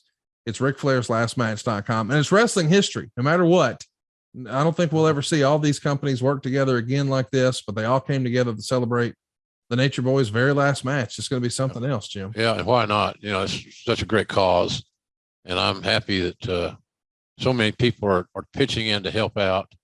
Talents are going to be, they'll never work an indie show. You can use that term politely, more memorable than this one. This Sunday night, folks, you can't forget it. And once you see it, you'll never forget it. It's called StarCast for a reason. And I'm proud of you, Conrad, for all your work and your creativity and your vision, your work ethic. And I wish you guys nothing but great success. I know it's going to be successful. I know it is. It's going to be terrific. Well, I appreciate that, man. I really do. And it won't be the same without you, but hey, maybe we'll get to do this again sometime soon. I don't know what for or how or when, but this is going to be special. I'm glad you're going to be there in spirit, and I'm sure we'll be texting and talking throughout, and hope you guys check it out. It's coming up this weekend, RickFlairsLastMatch.com. And I figure since we've got a little extra time here on the program, we'll go ahead and run episodes 2 and 3 of that docu-series here and let you guys get caught up. And if you want to see episode 1, go check it out over at RickFlairsLastMatch.com. We'll see you next week right here talking all things WCW in 1992 when Ron Simmons saves the day. We'll be back next week right here on Grillin' JR with the voice of wrestling, Mr. Jim Ross. I want to go buy some barbecue sauce at jrsbarbecue.com. That's what I'm going to do. Hey, you're going to have that grill fired up to watch Flair's last match at jrsbbq.com. Look at me. I'm so out of the habit. I forgot to talk about that all-purpose seasoning, to talk about that sauce, to talk about the main event mustard. It's all at jrsbbq.com. Hey, it's grilling season. You know why? It's grilling season every day that ends in Y. We'll see you right, baby. Next week right here on jrsbbq.com presents Grillin' JR. Thanks, everybody, for joining us. Conrad, have nothing but a wonderful weekend, and get yourself some sleep. Yes, sir. Thank you, sir. Remember, chilly sleep. Oh, I like that. See you guys. Thanks, man. Okay, buddy. If someone relies on you financially, your spouse, your child, anyone, life insurance gives you the peace of mind that they'll have a financial cushion if something ever happens to you. By making it easy to compare your options from top companies, Goliath Life helps make sure you're not paying a penny more than you have to for the life insurance coverage you need to protect those you love. At GoliathLife.com, you can compare personalized quotes from top companies to find your lowest price. The process is fast and easy with no hidden fees, upsells, or hassles. Goliath Life is your one-stop shop to find the life insurance you need at the right price. Head to GoliathLife.com to get your free life insurance quotes and see how much you can save. That's GoliathLife.com. Ric Flair is lacing him up one more time at 73.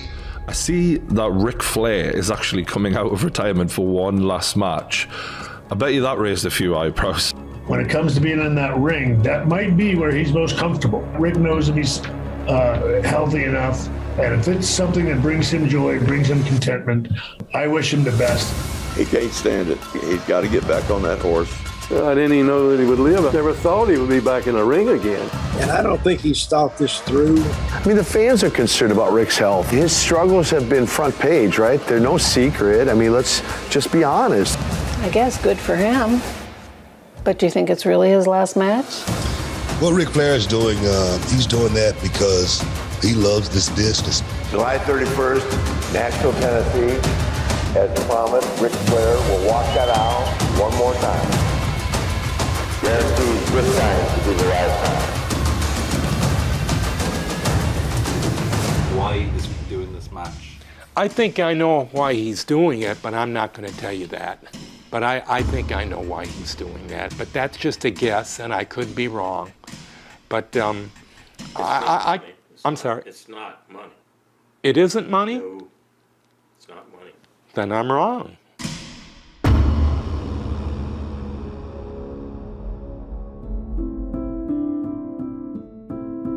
Some people say you should never meet your heroes. But I guess those people's heroes weren't Ric Flair. Hi, how are you? Nice to meet you. What's this? What's going on here, huh? What's up? Filming a documentary. They think this guy's got some talent. So growing up, watching wrestling, if I had to credit me wanting to be a wrestler to one particular person, for me, it's without a doubt the Nature Boy Ric Flair. I kind of made a living off of pretending to be Ric Flair. To be the man you've got.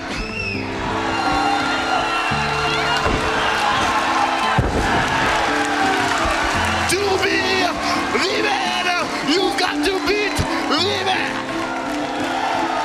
I have tried my hardest to describe what it was like and what the feeling was of getting to work with my idol 10 years ago, and it can't be done. I have tried, and as much as I try, I feel like I never quite do it justice. Do you know where you are right now? Oh, yeah. No. I'm asking you, do you know where you are right now? Oh, yeah. In the world you want to survive in and be something in, you're standing in front of God right now. I mean, I was excited, nervous. At some points, I felt like throwing up from excitement. I remember at one point when we were face to face in the ring, my hands went numb. Whoa, hold on. Rick, I gotta say, from the bottom of my heart, I'm gonna get this footage and I'm gonna frame it and I'm gonna hang this on my wall, because right now, this is the greatest moment of my life. And it was like a dream come true. And part of me was thinking, I hope my family is watching this.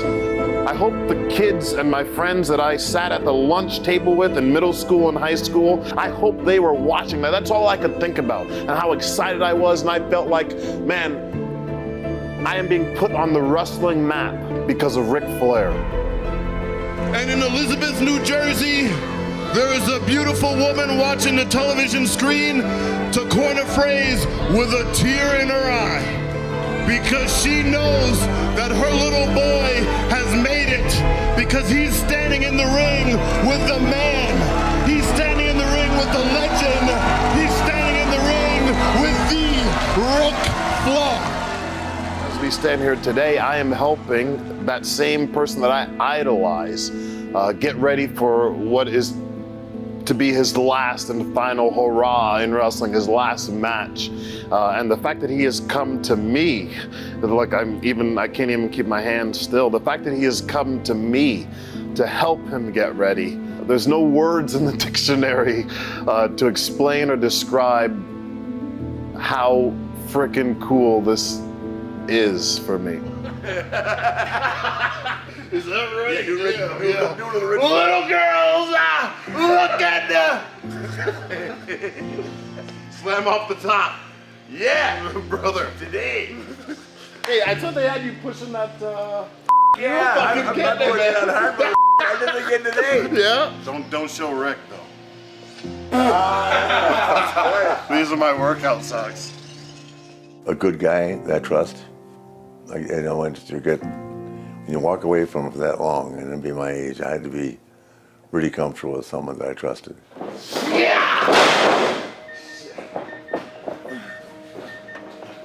My watch goes off. Every time he hits the ground, his watch goes, "Hey, did you fall?" He's got to clear the alert. One of the toughest parts about this whole experience is in the back of your mind, or my mind anyway. I know how old Ric Flair is, and he's still going. It's an accomplishment and an honor, but also to be putting your body through this, have a little reservation about whether or not this is the safest thing to be doing, because this is, as they say, a young man's sport, and the danger is there, but we kind of all just try and tuck that away, because to get to do this,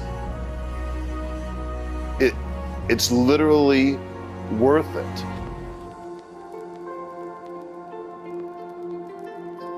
To this day, I just turned 63 years old, and I have never done anything that equals the adrenaline, the rush, standing in the center of a ring with 10, 20,000 people around you, screaming so loud, it's like a white noise, you can't even hear yourself think. It's it's something that nothing else can really duplicate. Yes, there are skeptics that Ric Flair shouldn't do this, but again, we do not have the right to tell him what to do. Well, maybe it's something that he needs. You know, maybe this is his finalization. I mean, and you only live one time. It's your life, you get one of them. And look at all the Flair's been struck by lightning. He's been in car crashes, plane crashes. I mean, what else? I mean, there's nothing that can stop this man. So, like, if you're him, why not? Why not? Oh, I'm very happy for him. I think this is great. Go out in a ball of fire.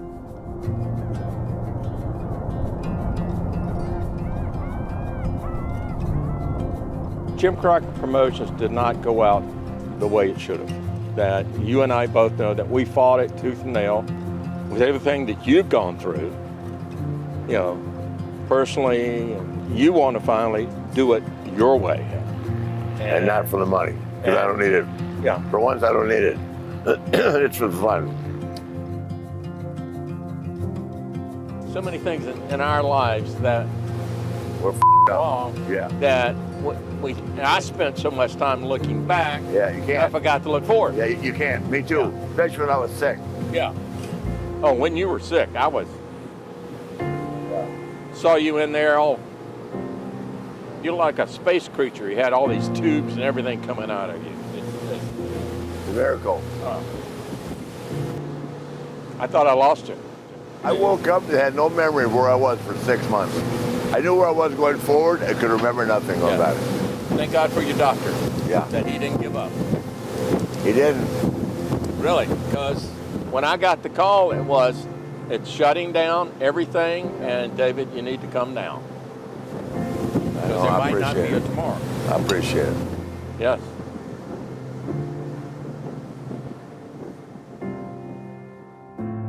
You know, anybody that hasn't walked a mile in his shoes, seen what he's seen, can't judge that man. I'm just so glad to see that he has overcome so many things and he's getting a chance to have that last match. All the naysayers and the things people would like to say about people trying to do something past their prime, this is really a celebration. This gym is Hard Knock South.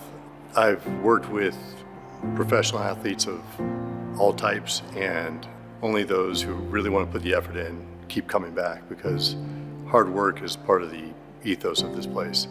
And Rick certainly has that. I've seen clips online, I've seen him training, I've seen him on the row machine. And I asked my dad, and I'm like, how does he do it? And he's like, Brock, he was just always a cardiovascular machine.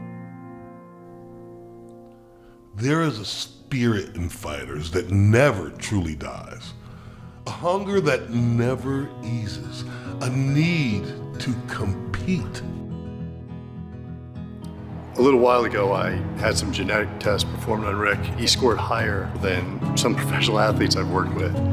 And it became evident pretty quickly once he started training here how he got in shape really fast, and he just keeps pushing it. Stuff that would leave me floored, he comes back for more. Me preparing for this match has been just, trying to get back where I was 35 years ago. It's hard to do.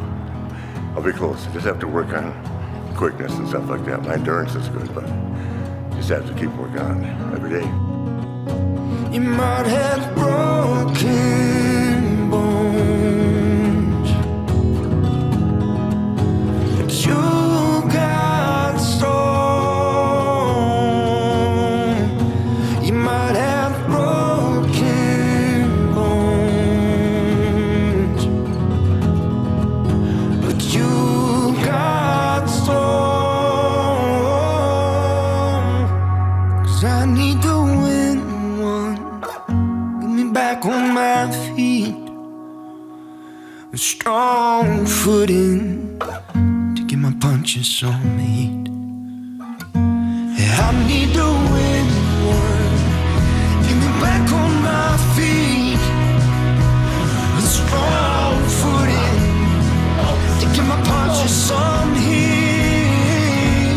I need to win one, get me back on my feet, a strong footing, get my punches on the heat.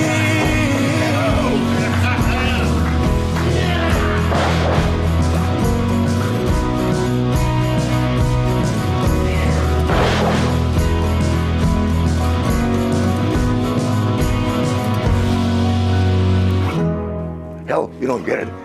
I'm gonna crossbody somebody off the top rope. You ain't seen nothing yet. And I got to tell you, we had a plan today to, we promoted it and all that jazz. We were going to have Jay Lethal on, maybe show some of those old clips, the woo-offs and all the stuff from Impact, but no Jay today. What's up with that? Well, is he going to hear this if I say it? I don't care. He's got an attitude. He wants to be part of the show. And I said that ain't going to happen. You know how that happens, and all of a sudden everybody's feelings are hurt, so. I think he's upset with me. I told him the other day that he wanted to be on the card. I said, it's no fault of his, but he's not seen in that light. Thank you. Jim, thank you. Hey, so real quick. Yeah. So July 31st, monumental event. Is there any room? Yeah. You got. I have a lot of respect for you. You know that. We've been friends above and beyond. But you're an opening match guy. In real life. I mean, I'm talking to you straight up. We're loading this up with guys that have got a resume. Okay. All right. Okay. But you would like to be honest with you, right? Yeah, no. I like when you tell me I'm fucking off. No, I got it. I'll see you next time. Okay, thanks, man. All right. Thank you. Okay. Love you too, man.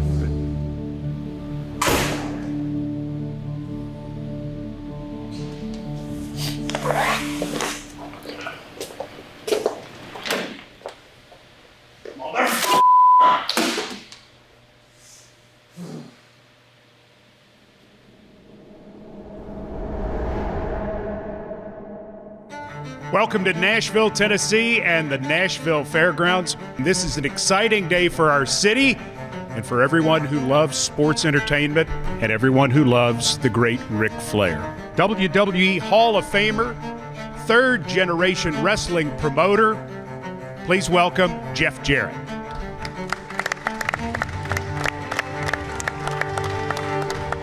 In my opinion, is Jeff Jarrett a horseman?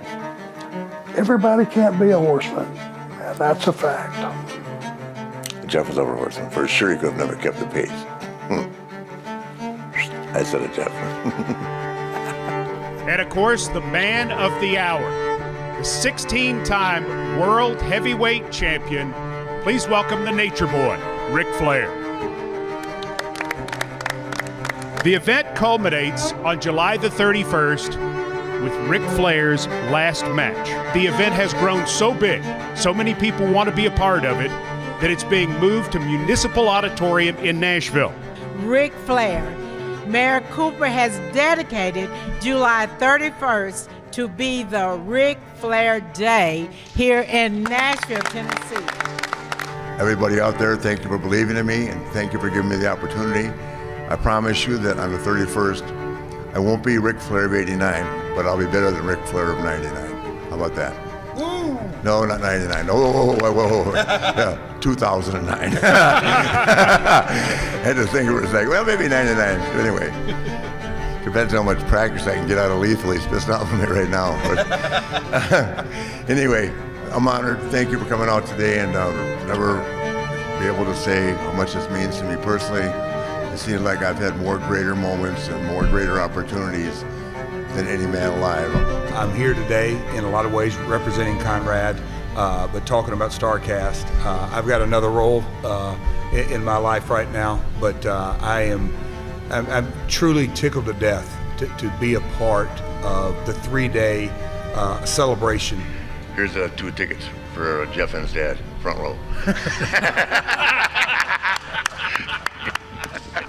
Oh, Mike, nothing's going to happen. Okay. I was just moving back. I get it. He was going to play a rib on him. He doesn't carry tickets around. He's going to play a rib on me. I guarantee it. I get it. No, I'm not. We're going to play.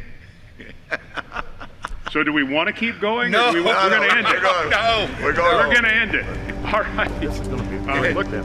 Looking forward to StarCast. Rick? Hey, there he is. Hey. Whoa. Great press conference. Hey, you even had the mayor's office out here, and I couldn't even get an invite? I had to fly myself out here?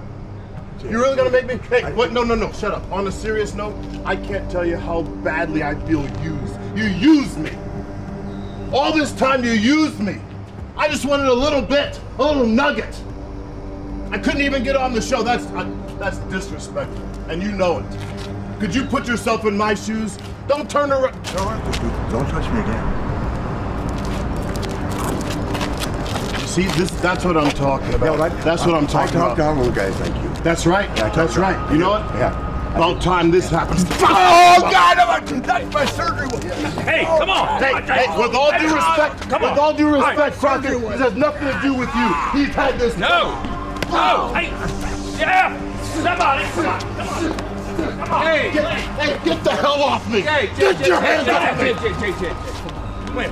Are you kidding me? Come on. Are you kidding me? Jay! I'll help him out! I'll help him out! You used me! Jay, stop it! All right. You know what? Jay, stop it! I got hot. That's my fault. My fault. I'll help you get him out. Jay, just the stop! man is my idol, okay? Jay, I'll help you get him out. I'm telling you, quit! That's enough! I can't believe you're defending that. Oh, bull! I can't believe you're defending him. After all he's done. Jay, he's 70-something years old! He don't act like it. He does not act like it. Get away from me. Yeah, you see? Rick, just calm down. You see? I said off, Jarrett. Tired of you and your old man. Stop. Hey. Wait a minute, come on! Jay, stop! God, Rick, get up, please. He deserves this. Every second of it. Stop! Every second of it. Jay, you have a right to be upset, but stop. Help him up, Jeff. Yeah, I'm good. I don't need your help. I don't need nothing from you. Don't. I like you, and I respect you. But in real life, you've been an arrogant I can't stand. Oh, Rick. Come on! Jab! Give me your shoe! Give me your shoe! Give me your shoe! Wait a minute! Yeah, you see? That's the hard way, guys. The hard way. you're damn right it is! Damn right it is. Hard way, guys. Stop. Hey, my husband? Want it? Come on! Yeah! Whoa. No! Shut up, Crockett! Stop it! My old man never liked your to begin with. Stop! Shit! Stop it! Damn it! Let me tell you something. He Let me tell you something. I loved you, okay? I loved you, you son of a I loved you! How's Ric Flair Day look now? How's the fairgrounds? The house that Jarrett built? Yeah, you want to joke around about the Four Horsemen? Does this look like a Four Horseman right here? Yeah, this son of a thought I hung the moon. He thought I hung the moon. Don't meet your idols. When he come begging, Don't meet your idols. begging for a job. How's he look now? How's he look now? You know, Rick, you didn't want me a part of your last match? Me and Jay Lethal, it looks like we'll see you on July 31st.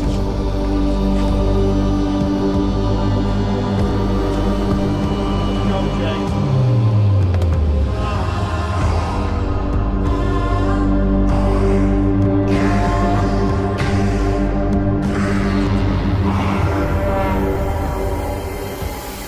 Growing up as a kid, I idolized Ric Flair. This is about as real as it gets. And Lethal and Jarrett will be ready. This is fucking family. This is real. And he's a bad mother. And he's my son-in-law.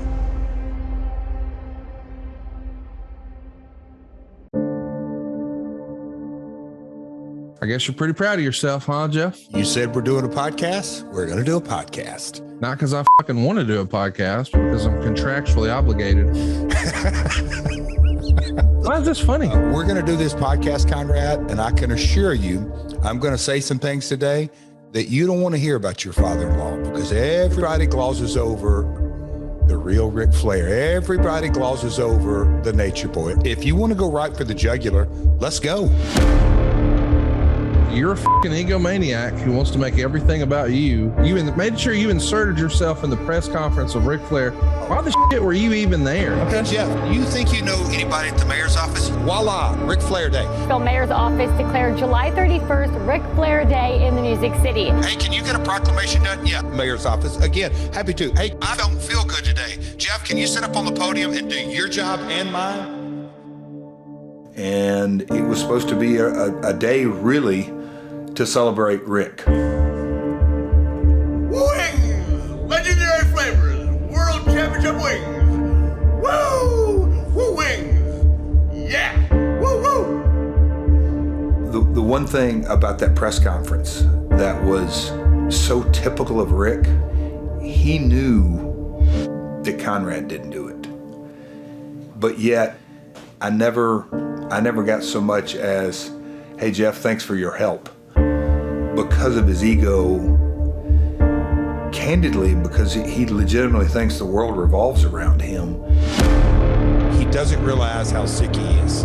He has zero clue how sick he is. His ego, it's truly at the core of his disease.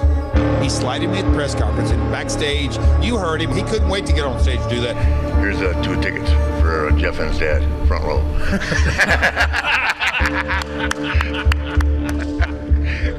Yeah, drawing money in Nashville. Here's 2 tickets for you and your old man. I'll teach you guys how to draw money. Are you kidding me, Conrad? This feel-good BS, Crockett, we're going to end right, Rick, and he got exactly what he deserved in that parking lot.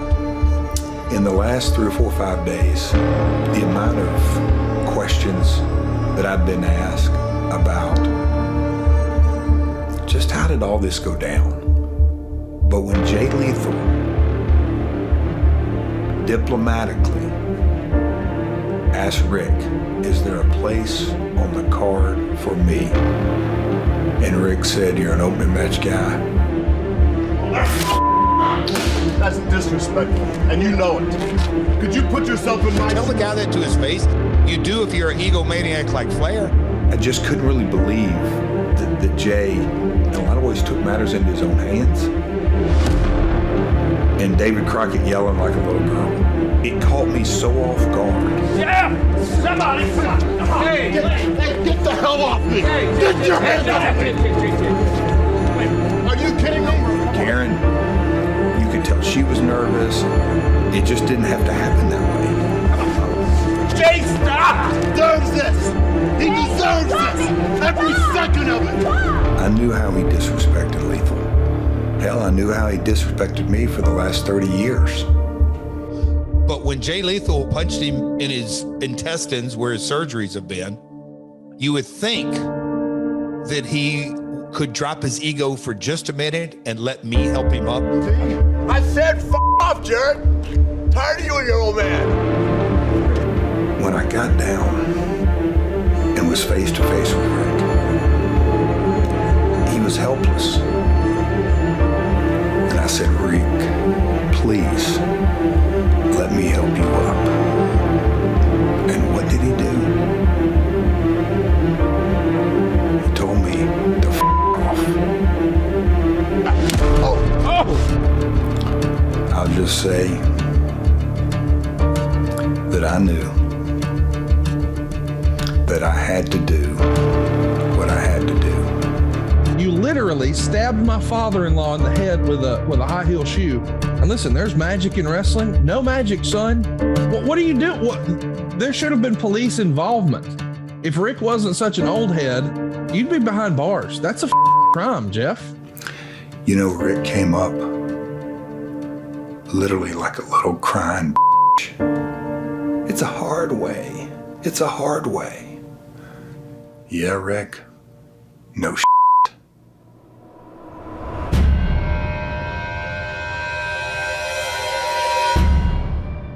The biggest mistake you can make is to leave a man with spirit and heart breathing.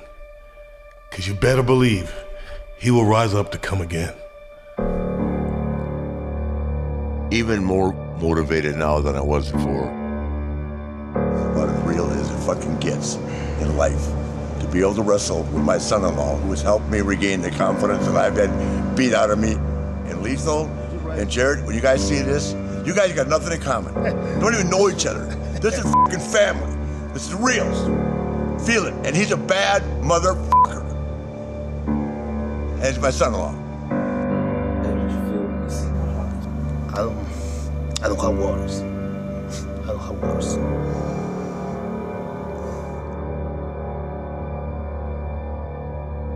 Jesus. Seriously. Well, you realize that you've crossed the line now. Oh, and I'm glad that I did now. You know you're double nickels. You ain't what you used to be. Andrade is going to go upside that head. Oh, God, listen, Andrade is a dime a dozen, my friend. Oh, really? If he ain't a curtain jerker, I don't know who is. Okay. If he wasn't married to who he was married to. I don't even want to hear that. I had never even heard of him until he married Charlotte. Can I tell you something? You know, one of the reasons I like Ashley marrying Manny, because he's a tough motherfucker. This is me really talking to my daughter. I said, Ashley, the guy will stand by your side. He'll protect you. He's fearless. Raised in a tough neighborhood, a tough street. He's a man. But now, it's about family. I fight for my family. And now, I fight for the family Flair. Andrade's a goddamn man. A man and a half. Lethal and Jeff Jarrett don't have any idea what they just been into. They have no idea.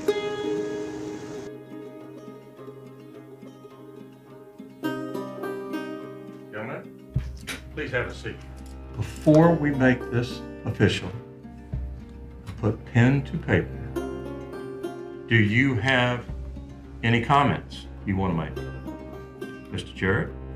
Jay, I'll let you go first. Well, I just want to say that I'm so torn right now inside. I'm hurt only because I know what's about to happen.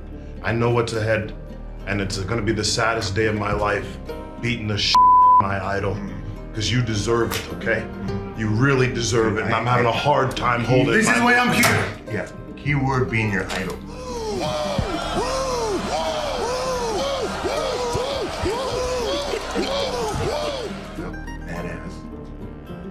him.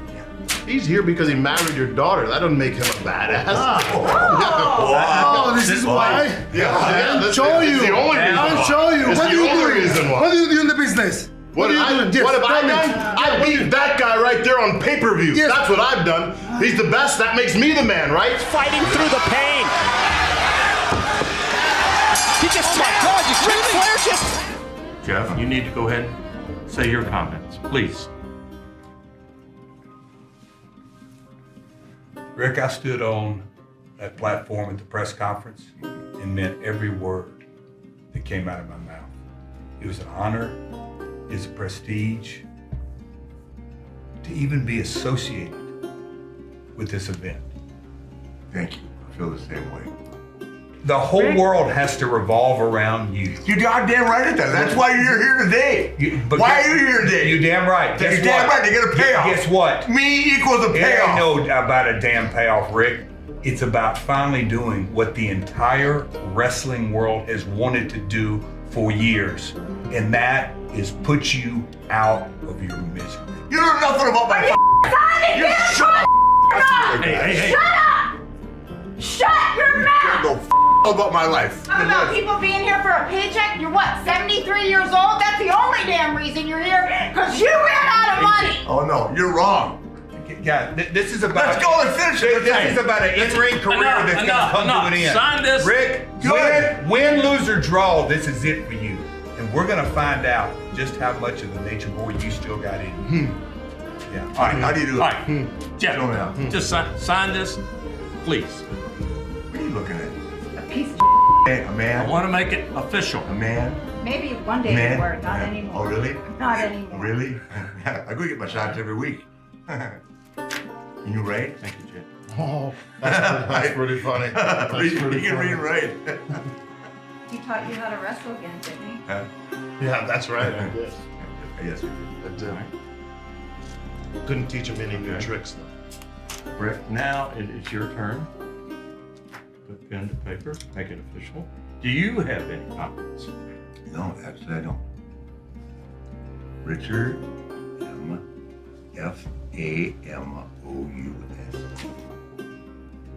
It's comical. Is it really? It is. What's gonna be comical? When he and I beat either one of you, which we will, what'll be comedy then? Do you actually think you can still go? I do. You really do? Absolutely do. Absolutely do. You think you can hang with me and Jay? Yeah. I certainly do. You don't think he's a crutch for you? That That's he's going to cool. carry the load? And you carried the load a lot of years for a lot of guys, but do you think when it comes down and we hear ding, ding, ding, and the match starts, you think you can carry your load? I'll make sure my presence is known. You won't be disappointed. I actually want to see. But yeah, you tell me. I actually want to see this. You were training me. What then? What were you saying to me then? Nothing. Okay, Go. go. All right, gentlemen. You want me to read the text? You want me to read the text right Go ahead, read it. You're Read still it the man, out Rick. loud. You're still the man. Oh yeah. Oh yeah. That's what I said that to you. Okay, thank you. Yeah, because you're an egomaniac. Oh, That's why. really? And I wanted to keep getting those Thank you checks. very much. I wanted to keep getting those checks. It is official. Let's go. Please leave calmly. You should be Please. paying me to come over there. Yeah. I put it on the Let's map. go. Rick. All right, Let's go. just, Now, your last match Stop engaging. will be the Stop. match that you regret the most out of your entire career. 16-time professional wrestling world champion and cultural icon Ric Flair will wrestle one last time. Is there anything else that you'd like to say, like maybe to Rick to wish him luck for the match? Rick, from the Russian Nightmare, to the Nature Boy Ric Flair. Hey, Rick, on a serious note, dude, I pray for you, for real. I want you to know that, as do many others. I wish you well in this final match. Well, when I think of professional wrestling, I think of Ric Flair. Ric Flair is absolutely my favorite wrestler of all time. Tough, strong, smart, and puts on a great show. Rick, good luck. We had some good years together. I love you. Take care of yourself. Piss on the rest of them. Rick, I hope it goes well for you. I'll be pulling for you, and I hope to see you sometime in the future. But for now, so long for now. Hey, Rick, My husband is gonna knock the shit out of you on Sunday. Champ, I love you, brother. I wish you all the luck in the world, and I pray you don't get hurt. You are the king of wrestling. I will always call you the champ. I hope to God this is the best thing you can do, and it works out well in your favor. And God bless you and your family, brother. God bless you. Well, I guess I think about, I saw his first match, so I guess I might as well see his last match. We thought we could do this reunion or match event in a civil way. It's gotten totally out of hand. Rick got exactly what he deserved. Hey, get your hands off it!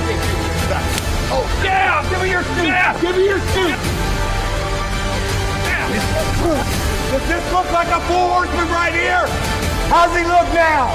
How's he look now? I love you, you son of a I love you!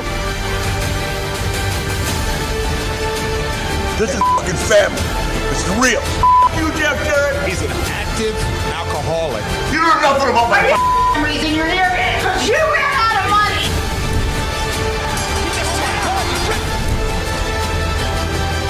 The baddest Mexican alive today.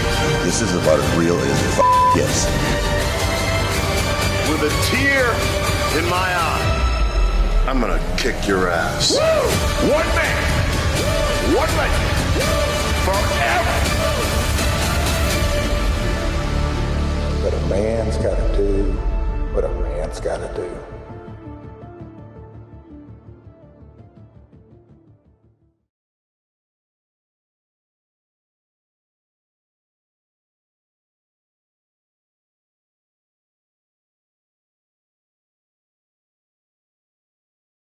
Jim Crockett Promotions presents Ric Flair's Last Match, July 31st at the Nashville Municipal Auditorium. StarCast Weekend in Nashville, bringing wrestling companies together for one of the most unique cards ever assembled. Main evented by Ric Flair's Last Match. Tickets are on sale right now at RicFlairsLastMatch.com, and you can catch the show live streaming on pay-per-view and Fight TV for only $34.99. Ric Flair's Last Match. Walk in that aisle one more time for the last time. Rick, do you have anything to say to expensive car repair? They don't stand a chance against the money-saving roadside assistant, car shield, and slick Rick. They better learn their ABCs, because we're always bringing car shield. Woo! Woo! The roast to Ric Flair, you kidding me? It's the Nature Boy.